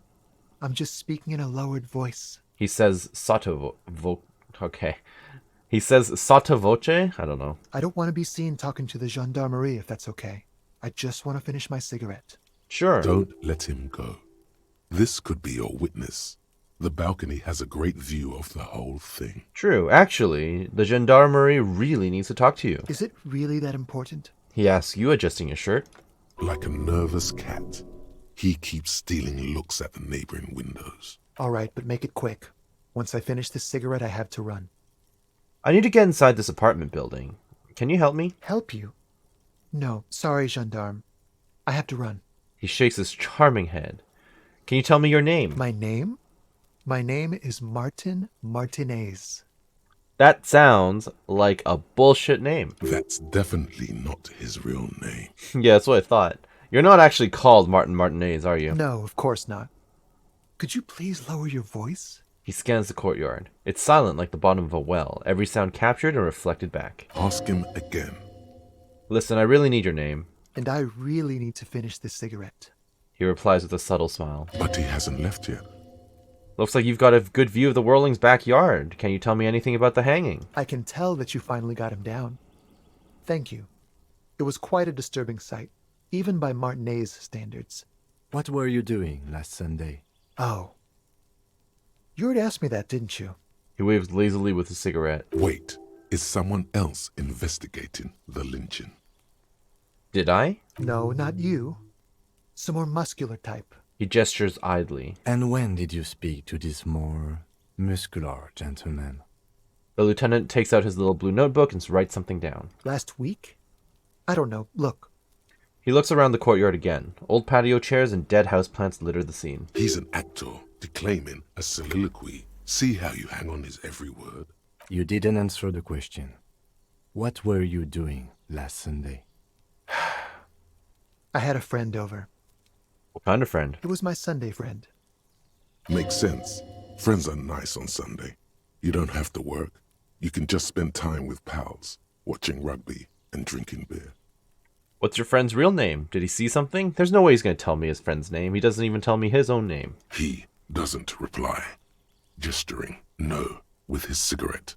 Under the dull and darkening sky, the neighboring windows stand silent. Someone hides behind a curtain. Those windows have eyes, and those eyes are watching, spying on you three. Oh, I don't doubt that at all. All right, we'll talk later. No. We won't. He takes one last drag of his cigarette before stubbing it out on the balcony. Now, if you'll excuse me, I really need to get going. 72%. Convince him to stay. Time to bring out God. your secret charm. Tears and begging. Show him your emotional side. Throw yourself before his very feet like a dog. What do you want from me? Do you want me to cry? Huh? No, for God's sake, I don't want you to cry. He takes a quick step back and looks around, clearly disturbed. Listen, I really have to go. With a flick of his wrist, he sends the extinguished cigarette sailing over the rail. Good luck with the investigation. He walks away. 72% and failed. Ugh. I mean, at least I won some rolls in this one as well, but I definitely failed a lot more than I should have. He's gone. The lieutenant puts away his notebook and turns to you. We should run after him, see where he went. No point in running. Tenements like these often have multiple exits. If he doesn't want to talk to us, then he'll know how to hide himself. So we just give up? He could be a witness. Him or his Sunday friend. Either way, we need to look into that muscular type who's asking about our case. There has to be a way of getting inside the building. Let's go check out the door near the pier again. Once we found the way in, we can ask around for his apartment. Great, let's do that. I just realized there's like a picture of a dick on this. Alright. Must be another way into the building. Yes, I know. I'm kind of looking at this and I'm being like, is this a sign? Is this... I'm surprised we can't enter in here. But I wonder if this points to anything. I'm probably reading too much into it. Alright, let's go try that again then. It's almost 11 p.m. and I still have made no progress. So apparently we're just trying the door again. A sturdy metal door guards the southwest entrance to... This could be a way into the apartment building the smoking man vanished into. Hey, are you there? I've checked the backyard but couldn't get in that way. Good. We had enough problems with bums and drunks and thieves loitering in the hallway. You have no business here. Convince her you're a real policeman. 92%. But, please. You're well okay, versed good. in the kind of threatening legalese that implies criminal liability, but in fact has no meaning whatsoever. Ma'am, your non-compliance is hindering a police matter. I may be forced to refer you for potential prosecution. I know my rights, and don't you marm me, boy. The voice snaps back. Miss, would it help if we offer to show you our badges? The lieutenant jumps in. I don't have my badge, Kim. Ah, it's like a carrot to the stick, sort of. Hold your horses. You hear the click of a night latch before the lady on the other side gets caught in a coughing spasm. I don't care about your stinking badge. Just come in. Nice. Okay, now we can enter. Thank you. I know it's really late at night, but thank you for letting us in. The Grifito says, a firing squad for the rich. Apartment 8. Their mailbox is overflowing. Okay, well, they're MIA then. Money! Definitely needed that. Let's talk to the lady first before we go snooping around. Give me a moment. An elderly lady is leaning on her broom, her knuckles white as bone. She seems to be having difficulty breathing. The cold never does any good for my bronchitis. She sneezes into a dirty handkerchief. This woman's health is failing her. There's not much to do. Not in this damp. Are you alright? Should I call a doctor? I'm fine. Fine. Don't you worry about me. She starts coughing, red spots appearing on her cheeks. You're still worried. It's very worrying. Yeah, I'm worried about her. Now, what do you want from me, policeman? She's the cleaning lady. She knows the floor plan and the residence. Who are you? I'm no one. Just an old woman who cleans these hallways. Do you live here? If you can call it living. I have a little room upstairs right next to the coal room. That's probably not helping your bronchitis situation, ma'am. She spits on the floor before wiping it off with a broom. Ew. It's barely bigger than a closet. But I don't complain, no. I have my bed and my aching bones to keep me company. And that's all I need from this world. She juts out her chin, eyes shining. She hasn't spoken to anyone for a while. Even her sentences feel rusty. I'm looking for a young male in his mid-20s, dark hair, skinny build, a smoker on the balcony. Yes, yes. I know who you mean. The scrawny boy who's always smoking like the devil, right? She looks at the other end of the hallway. Somewhere in the building, a child starts crying. You hear a radio tuned to a talk show and someone taking a shower. What's he in trouble for? No trouble, I just wanted to talk to him. Do you know where he lives? Talk? The cleaning lady starts laughing, but it turns into a violent coughing spasm. She squeezes her broom, trying to catch her breath. What was so funny about that? He lives upstairs in room 28. Go to the balcony. It's one of those doors there. He's usually home in the evening. She points east. Thank you. We should go check out his apartment on the balcony. See if he's home. He turns to you. I'm looking for the parents of a kid called Cuno. The waiters are at the end of this hallway, right next to the communal bathroom. Thank you. I have a few questions about those apartments. Ask away, policeman. Yeah, is one of the residents on a vacation? Their mailbox is overflowing. People come and go. I don't keep an eye on everyone. They probably just moved or died. Hopefully somewhere else. True. What can you tell me about Cindy? Who's Cindy? The artiste? Nothing I can do about her, I'm afraid. Oh, the one upstairs. She Okay, moves yeah. the walls faster than I can clean them. Still, She leans on her broom. she leaves an old lady to her business.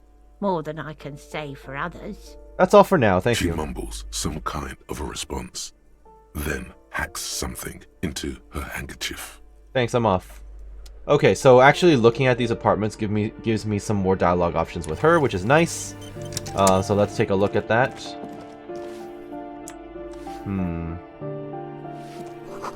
A note reads, foreclosed by Martinez Realty Associates. Okay. Waves crashing in the darkness. Someone has torn down the wall. I'm kind of nervous about what I'm going to find in here. An old grocery list on the table, and checks. What happened here? You can't foreclose on an apartment with a hole in the wall. It will still be accessible through the apartment next to it. That one didn't have a door. Sadly, nothing of great value remains here. Except the stuff in the fridge. Indeed. Okay, so what's in the fridge? Some money, and that's it. Alright, fine. Still lacking $4.89. Literally can't go to sleep otherwise. What's this? Door number 9 is locked. A postcard for me to sell. Good, good. What's this? $2.88. Okay, we're almost there. I found some more money in the shoes. Ooh, this is close. Someone has drawn a 5-pointed star on the wall. Just missing $1. Let's knock on this door real quick. Is this the... You hear someone walking around inside. Number 10. Rearranging the furniture. The number on the panel says 10. Knock. The walking stops abruptly, but no one comes to the door. You can feel tension on the other side. Knock again. A poor communard from the looks of it. The room is barely bigger than a closet. That dialogue line was completely different from what it was actually on screen. This time the steps come closer. Who is this? Demands a female voice, worry intense. This is the police. Open up. Do I have to open the door? You hear the clacking of heels again as the other side walks right up to the door. Her tone is now getting a defensive edge. Do you have a warrant? I'm not obligated to open the door if you don't have a warrant. Let's go. We don't have a reason to get inside that apartment. The lieutenant says. Fair enough. It's generally easier to do things if you have literally any reason. Alright, we'll leave. For now. We'll be back. Who's this then? This door has been closed with a padlock. A chalk-drawn number on the board says number 11. Examine the padlock. It's a solid lump of metal, but the shackle is deeply corroded. A solid pair of chain cutters would make short work of it. Time for a little snip snip. Do hand scissors. You seem committed to it, so go on. Let's knock on the door first. No reply. Alright, time to cut it open. 72%. The shackle snaps like a twig, and the lock falls to the floor with a little thud. It should be possible to enter now. Let's After go. you, detective. Thank you. What are my stats right now? Good cop is at 12. Yep, that's not bad. What have I got? A flamboyant poster of a white star. Real lithography. Photos of revolutionaries posing with guns. Revolutionaries love to pose with their guns. What is this? A plaster cast bust depicts a middle-aged man with impressive sideburns. The name on the plinth reads, Kraz Mazov. Honestly, he does kind of look like you after all. Well, I think it's mostly just the mutton chops. Why does the tenant have a bust of Kraz Mazov in their bedroom? The white star, the photos on the wall. I think we have broken into the apartment of a young communard. How fitting. He looks around before mumbling to himself. Kim, you have to admit, this Kraz Mazov bears a striking resemblance to me. Hold on a second. Is this why you broke in here? To find out whether you're Kraz Mazov? No, it's purely coincidental. No, I'm not saying that I am Kraz Mazov, I'm just saying we look alike. Sure you are. Just humor me for a moment, don't you see the resemblance? Well, you both do seem to share an affinity for sideburns. But it seems like old Kraz here didn't drink nearly as much as you. Maybe this bus shows him before he started drinking. Very well. Let's look for identifying features then. The lieutenant leans closer to the sculpture. Doesn't he have a birthmark right here? What about you? He puts a finger on a pale dot embellishing the bust cheekbone. I definitely don't have a birthmark on my left cheek. Then it's settled. You are not Kraz Mazov. You're right, I'm really not. It's decided. You are not the most famous philosopher of the modern period. The lieutenant nods, turning away to inspect the photo on the other wall. I'm just gonna leave. What's this? Books of critical theory on the monstrosities of capital and such. A 9mm bullet. Interesting. And a Saramirizian lounge jacket. Interesting.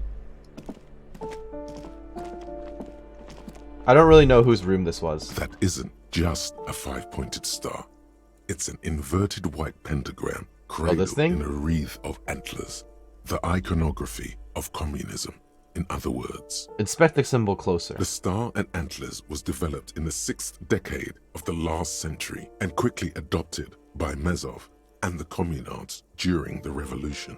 Even today, half a century after, the star and antlers retains the ability to evoke hope, disappointment, and fear in equal measure. Why is the star upside down? To symbolize the toppling of the old order. Also, some social democrats were already using it. Why white? Because white is the color of peace. And what does it evoke in me? Gone. Gone is the glory of hope. Only the scribblings of impoverished students remain in dirty hallways. You are the big communism builder now. It's you or no one. Okay. I don't intend to become a full communist, so I'm good. Storage room? This box is filled with cleaning chemicals. Smells of laundry detergent.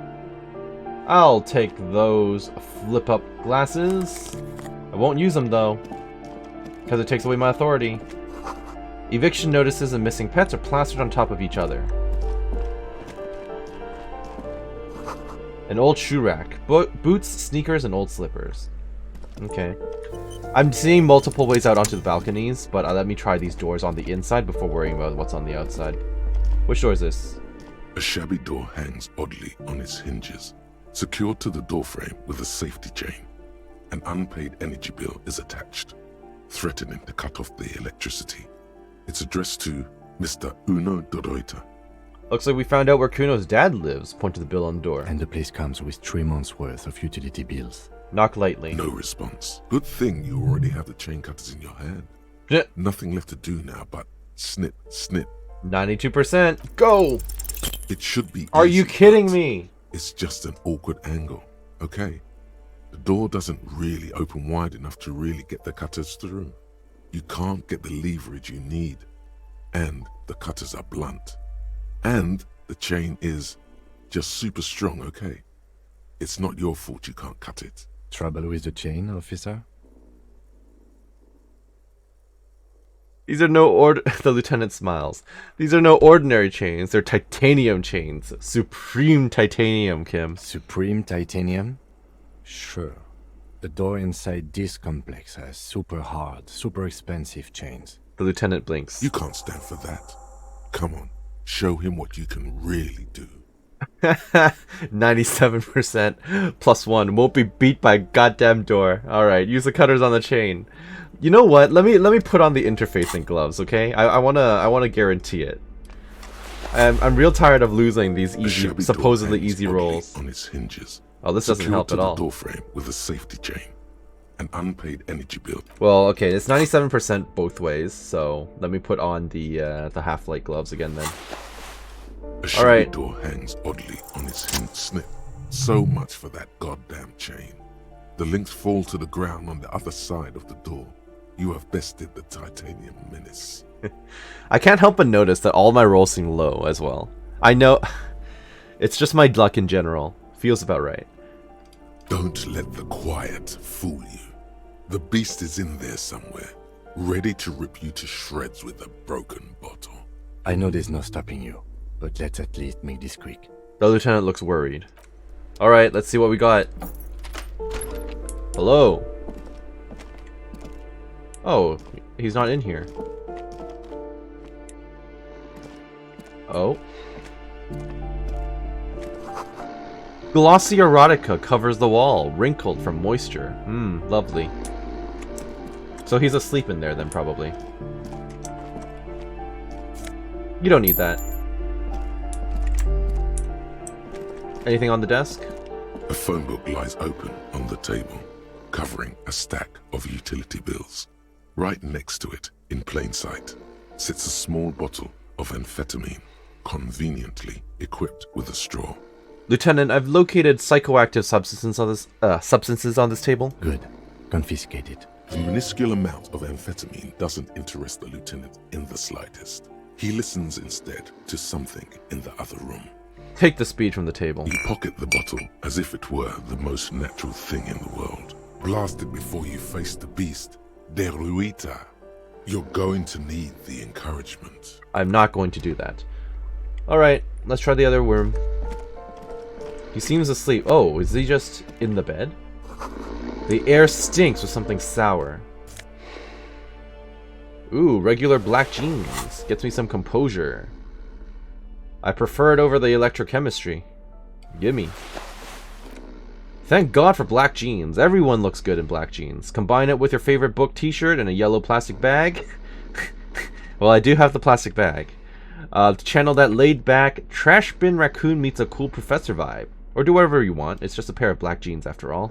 Honestly, it's not a terrible look I've got, other than, you know, the stupid white tank top. But yeah, I'm kind of shaping up to look a lot better. Hear that? Magnesium. That's what you're lacking.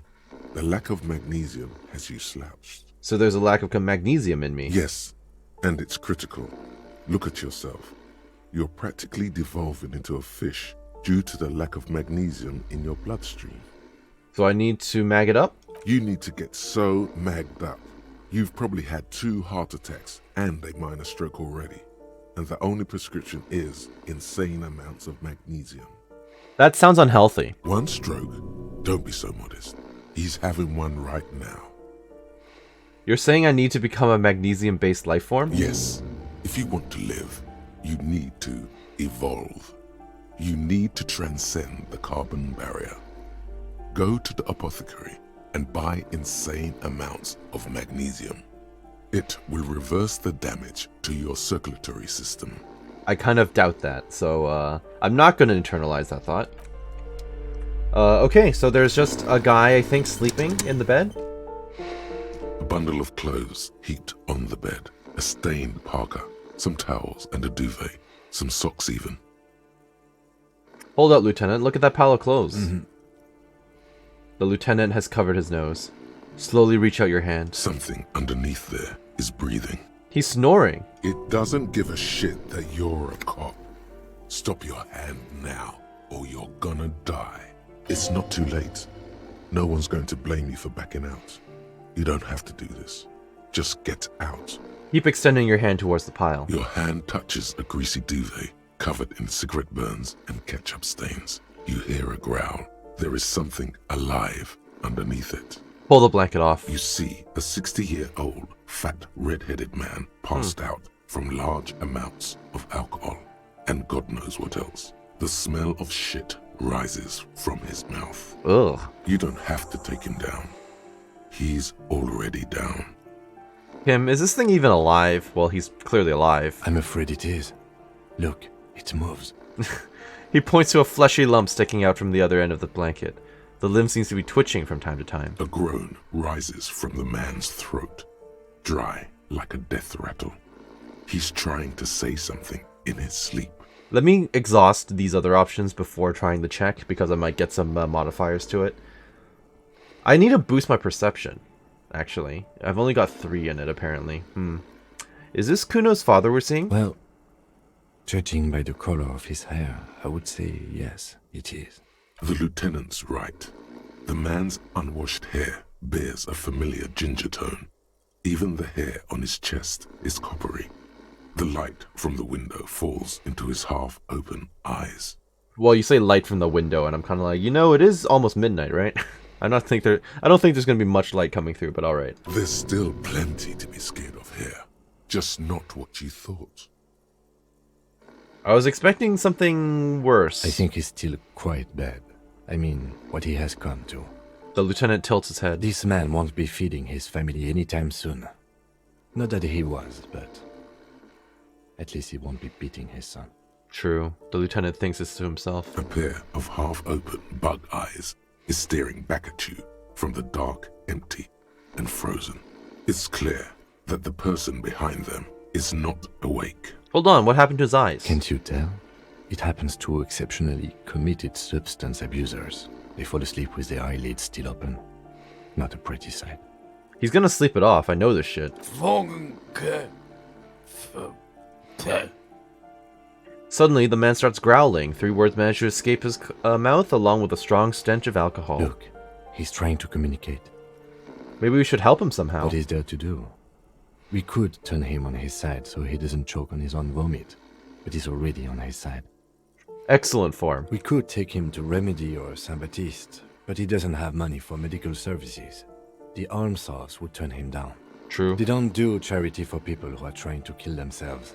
Besides, he'll be dead in a few.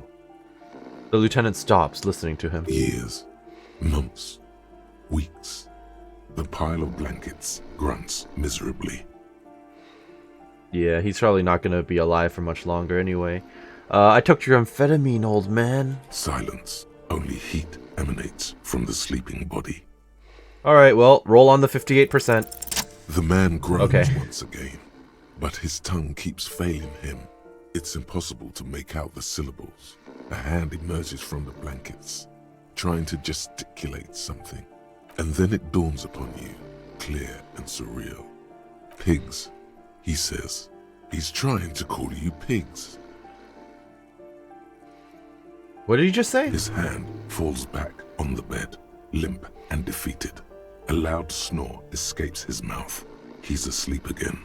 At least he got to say his piece. Alright, time to dip then. Well, I mean, in the end, he wasn't really a threat because he's not even really coherent. Master Investigator, you just can't keep yourself away from locked and hidden places, can you? I am honor-bound to investigate every square inch of this world. Attaboy, the world's secrets were made for you. They wait patiently for you to uncover them. The Jamrock Shuffle. Tempting. I do kind of want some more thoughts. What is this? The Jamrock Shuffle. By now, it's clear you like to look inside containers. You like to open doors and see what's behind them. Maybe secrets, maybe more juicy containers. Let's be honest, you like all containers. Trash cans, utensil trays, manholes, coat pockets, secret containers left behind by the Philippine kings that hold forbidden relics. Okay, so you haven't come across one of those yet, but one day. Wait, is that why you're so hell-bent on opening containers? Do you think you'll find the Holy Scepter and the Orbe de Montagne? I wouldn't mind finding stuff like that. I kind of want to boost Ace's high. Maybe Jamrock Shuffle. But I get minus Esprit de Corps for my confusing behavior. I don't actually know. I wish I could see what the solutions are. I wish I could see what the benefits would be. Because right now, it's not like 100% worth it, in my opinion.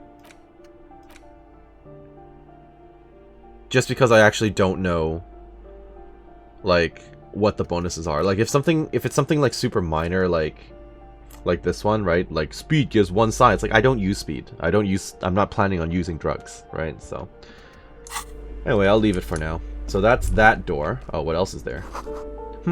These shoes come in 3 different sizes. Yeah, because that would be Cuno's dad, Cuno, and Cuno S, yes? And this door? Oh, it just opens. Alright. Oh, this is the communal bathroom. That's alcohol. I'll hold on to it, but I won't use it. Can I sell it? Almost there. These shower curtains are covered in some sort of slime. Oh, good. Lovely. So, balcony, and there's an exit. Oh, this is out the side door, isn't it? Yeah. Can I go back in now? Good. Let me check this side before I go out onto the balcony where the smoking man was. Any other dialogue I can have with the cleaning lady? Give me a moment. Ask away, policeman. Do you know who lived in the foreclosed apartment? What the hell am I supposed to know? Another nut job, I assume. The cleaning lady shrugs, her mouth puckered like a dried fig. She really doesn't like those nut jobs. Bad blood there. Why is there a hole in the wall in the abandoned apartment? Some lunatic lost his mind. All kinds of morons pass through these halls. Fair enough. With how small these rooms are, wouldn't you want to break the wall down? Who lives in apartment number 10? No one lives there. It's been empty for months. But I talked to someone through the door. Impossible. I would know if someone had moved in there. The cleaning lady says, shaking her head. She pauses, eyeing the hallway. Maybe it's those countercultural people again. Breaking into a house like it's a public space. You're a policeman. Be good and take a look, will you? Sure, I'll go and see what I can find. Take it on. Great. Young people. They're worse than rats. You know, always littering the hallways with trinkets and empty beer cans. Who lives behind the padlocked door? Oh, that one is a scientist. A future scholar. Suddenly, the old lady's face is beaming. I think he studies astrology at the community college. Education's good. I always tell them to study. Astrology? Something to do with all those stars around his door. He asked me to leave his drawings up on the wall. You mean the star and antlers? I think that's a symbol of communism. The symbol of what now? It's an ideology. It has some noble aims, but it's also been used to justify terrible bloodshed. The cleaning lady shrugs and returns to sweeping. The clash of ideas and atrocities are as far from her world as fairies and wizards. Tell me about the man who lives at the end of the hallway, Uno de Ruyter. I don't want to talk about De Waiters. The cleaning lady mutters. She starts digging for something in her pockets. Why not? Addicts. All of them. And sometimes I hear them screaming. She winces. They don't like me cleaning behind their door. Think I'm listening in on their fights. So she doesn't. Not after that one time. There's a that one time here. It didn't get physical. She heard something she doesn't want to hear again. We saw unpaid utility bills. Aren't they going to be evicted? No one likes them in this building. It's only because of the kids they haven't been thrown out. She shakes her head. I don't like talking about those people. She looks down the hallway. That's all, thank you. Okay. Let's try this side then, the balcony here. Alright, well, there is Cindy. Hoping I can find some money in here. I'll talk to you in a moment, Cindy. Give me a minute. Yes! Nice. Above, tarps flap in the wind. Forgotten hammers and nails rust. The door is locked. You can't get in. The chair is new. Someone lives back here. Huh. Okay. Alright, Cindy. I'm up here now. Do you have any new dialogue for me? Are you gonna have issues with me opening your door? Ooh, the piggies have learned how to saunter up staircases. I didn't think you could do that with hooves. But here you are. That's right. We're evolved. Yeah, I can see that. Cool mutations. She crosses her arms. That smell coming from her paint bucket. It's not paint. It's heavy fuel oil. Well, that's not good. Red-dyed heavy fuel oil is only used in government vehicles, or at least that's the idea. Is that government fuel oil? What did you think I was using? Aquarels? Sucked it out of a cop's fuel tank myself. Back in Jamrock. She really did it. She's proud of it too. Fumes are bad for you, okay? Something to think about next time you're driving around in your pretty little piggy carriage. Catch you later, Cindy. Just checking. Okay. Is she gonna have issues with me trying her door? Oh, apparently not. What the hell? Okay, so is this where she lives? Or is this the cleaning lady's apartment? This is the coal room, right? I say apartment. Like cleaning lady's bed? God, if she lives here, of course she has bronchitis. I'll take that. Pour l'homme laborer jeans. Well, I'll take it, but I'm not going to equip it. Although these jeans look worn, the wearer must have had an ass given to them by the mighty Lord himself. That beautiful peach-shaped man-ass has imprinted itself so deep in the fabric you can't help but wonder if wearing them would start molding your own vague rear side into a more shapely form as well. +1 electrochemistry for god-ass, but -1 reaction speed for hindsighted. Oh dear. I'll read those at another time. Enough coal to last for several winters. Smells of chemicals. Someone's been sleeping here recently. Cindy? Possibly. But the cleaning lady said that she lives next to the coal room, right? So she might live in here, but it's just inaccessible. Cindy, I'm going to ask you about this. Hello again, officers. Have you come to admire my mural?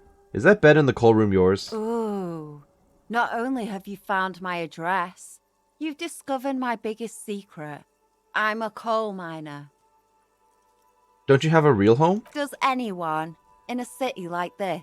She replies wistfully, looking around. Really, you're a miner? I'm trying to be joking about this and not taking her at face value. Yes. I keep hoping a shaft will collapse on me, but somehow it never happens. It's not the nicest place, but I guess it'll have to do. It doesn't have to do anything at all. Nothing does. Like me. Right now, I'm doing nothing at all. She looks at the paint dripping down the wall. Cool, I have other Shoot, questions. Piggy. It's what you do, isn't it? Catch you later, Cindy. Alright, well, there's nothing else that I can see up here, so time to go back indoors. At this point, I'm glad that I don't need to worry about money tonight, so I can safely go to bed. So I'm not nearly as stressed about it anymore. I was getting slightly worried, but we're here now. Okay, so... Whoa, there's a lot of thoughts. Let's grab this first. More money, good. A maroon glow of light pollution rises from the east. You hear distant traffic. Night is falling on the city. The breaker box is full of cigarette butts and electric wires. Hello, what's this? Oh, I see. We're below Renee's workplace now. Just a door. Nothing for you here right now. I can't do anything with it at the time for the time being. Fine. Someone's growing rosemary, thyme, and a cactus. Well, those are nice cooking herbs. What is this? This door is made of metal and appears to be reinforced. Someone here really values their security. This is the smoker. Number 28. This is where the cleaning lady said the smoker on the balcony lives. Let's see if anyone's home. Knock on the door. Knock. No one answers. Looks like the young man we are looking for isn't home. I think our best chance to catch him is in the evening. He looks around, taking in the cold spring air. Is 11:56 p.m. not considered evening here? Or is this considered late night or something? We should return tomorrow after we have finished with our day's work. How about 9 p.m.? Sound good? Finish with our day's work at 9 p.m. We're still working, and it's almost midnight, sir. But okay, what do you mean? The smoker on the balcony. This is why we're here, right? He might know something about the murder. So tomorrow 9 p.m.? Suddenly, he's a little worried about your memory. Don't worry. It's mostly all still here. You can remember things. You got this. Sounds good. Tomorrow at 9. Tomorrow, 9 p.m., right here. Apartment number 28. Good, let's go. He writes it down into his little notebook. Damn. Turns out it's quite tricky finding someone in a big apartment building. Don't worry. You'll get him. Remember, tomorrow. He's probably gone for today. True. Check again. Alright, still doing well. Can I actually try these doors, or are they locked? They look like they're just completely locked. This is the door to apartment 29. Complete silence. Whoever lives here is not home. Apartment 30. Voices from within. Singing along to some buoyant dance track. And then I can't get any further from here. Got it. Okay, well. Can't do that door either, so that's that on this front. Part of me wants to just do the field autopsy, to be honest. I may as well just push it all the way to the end, right? Now that I have enough money, I don't need to care anymore. Do you have any more information? Give me a moment. Ask away, please. Nope. She mumbles. Bye. Thanks for letting me in. And so I'm actually going to call it right there. So this episode we actually got quite a bit done. We finally took down the body from the tree in a spectacular fashion, spoke with Cuno, found out a little bit about his backstory, and also investigated the apartments and met his dad. So I hope that you enjoyed what you saw here today and that you're doing well wherever you are.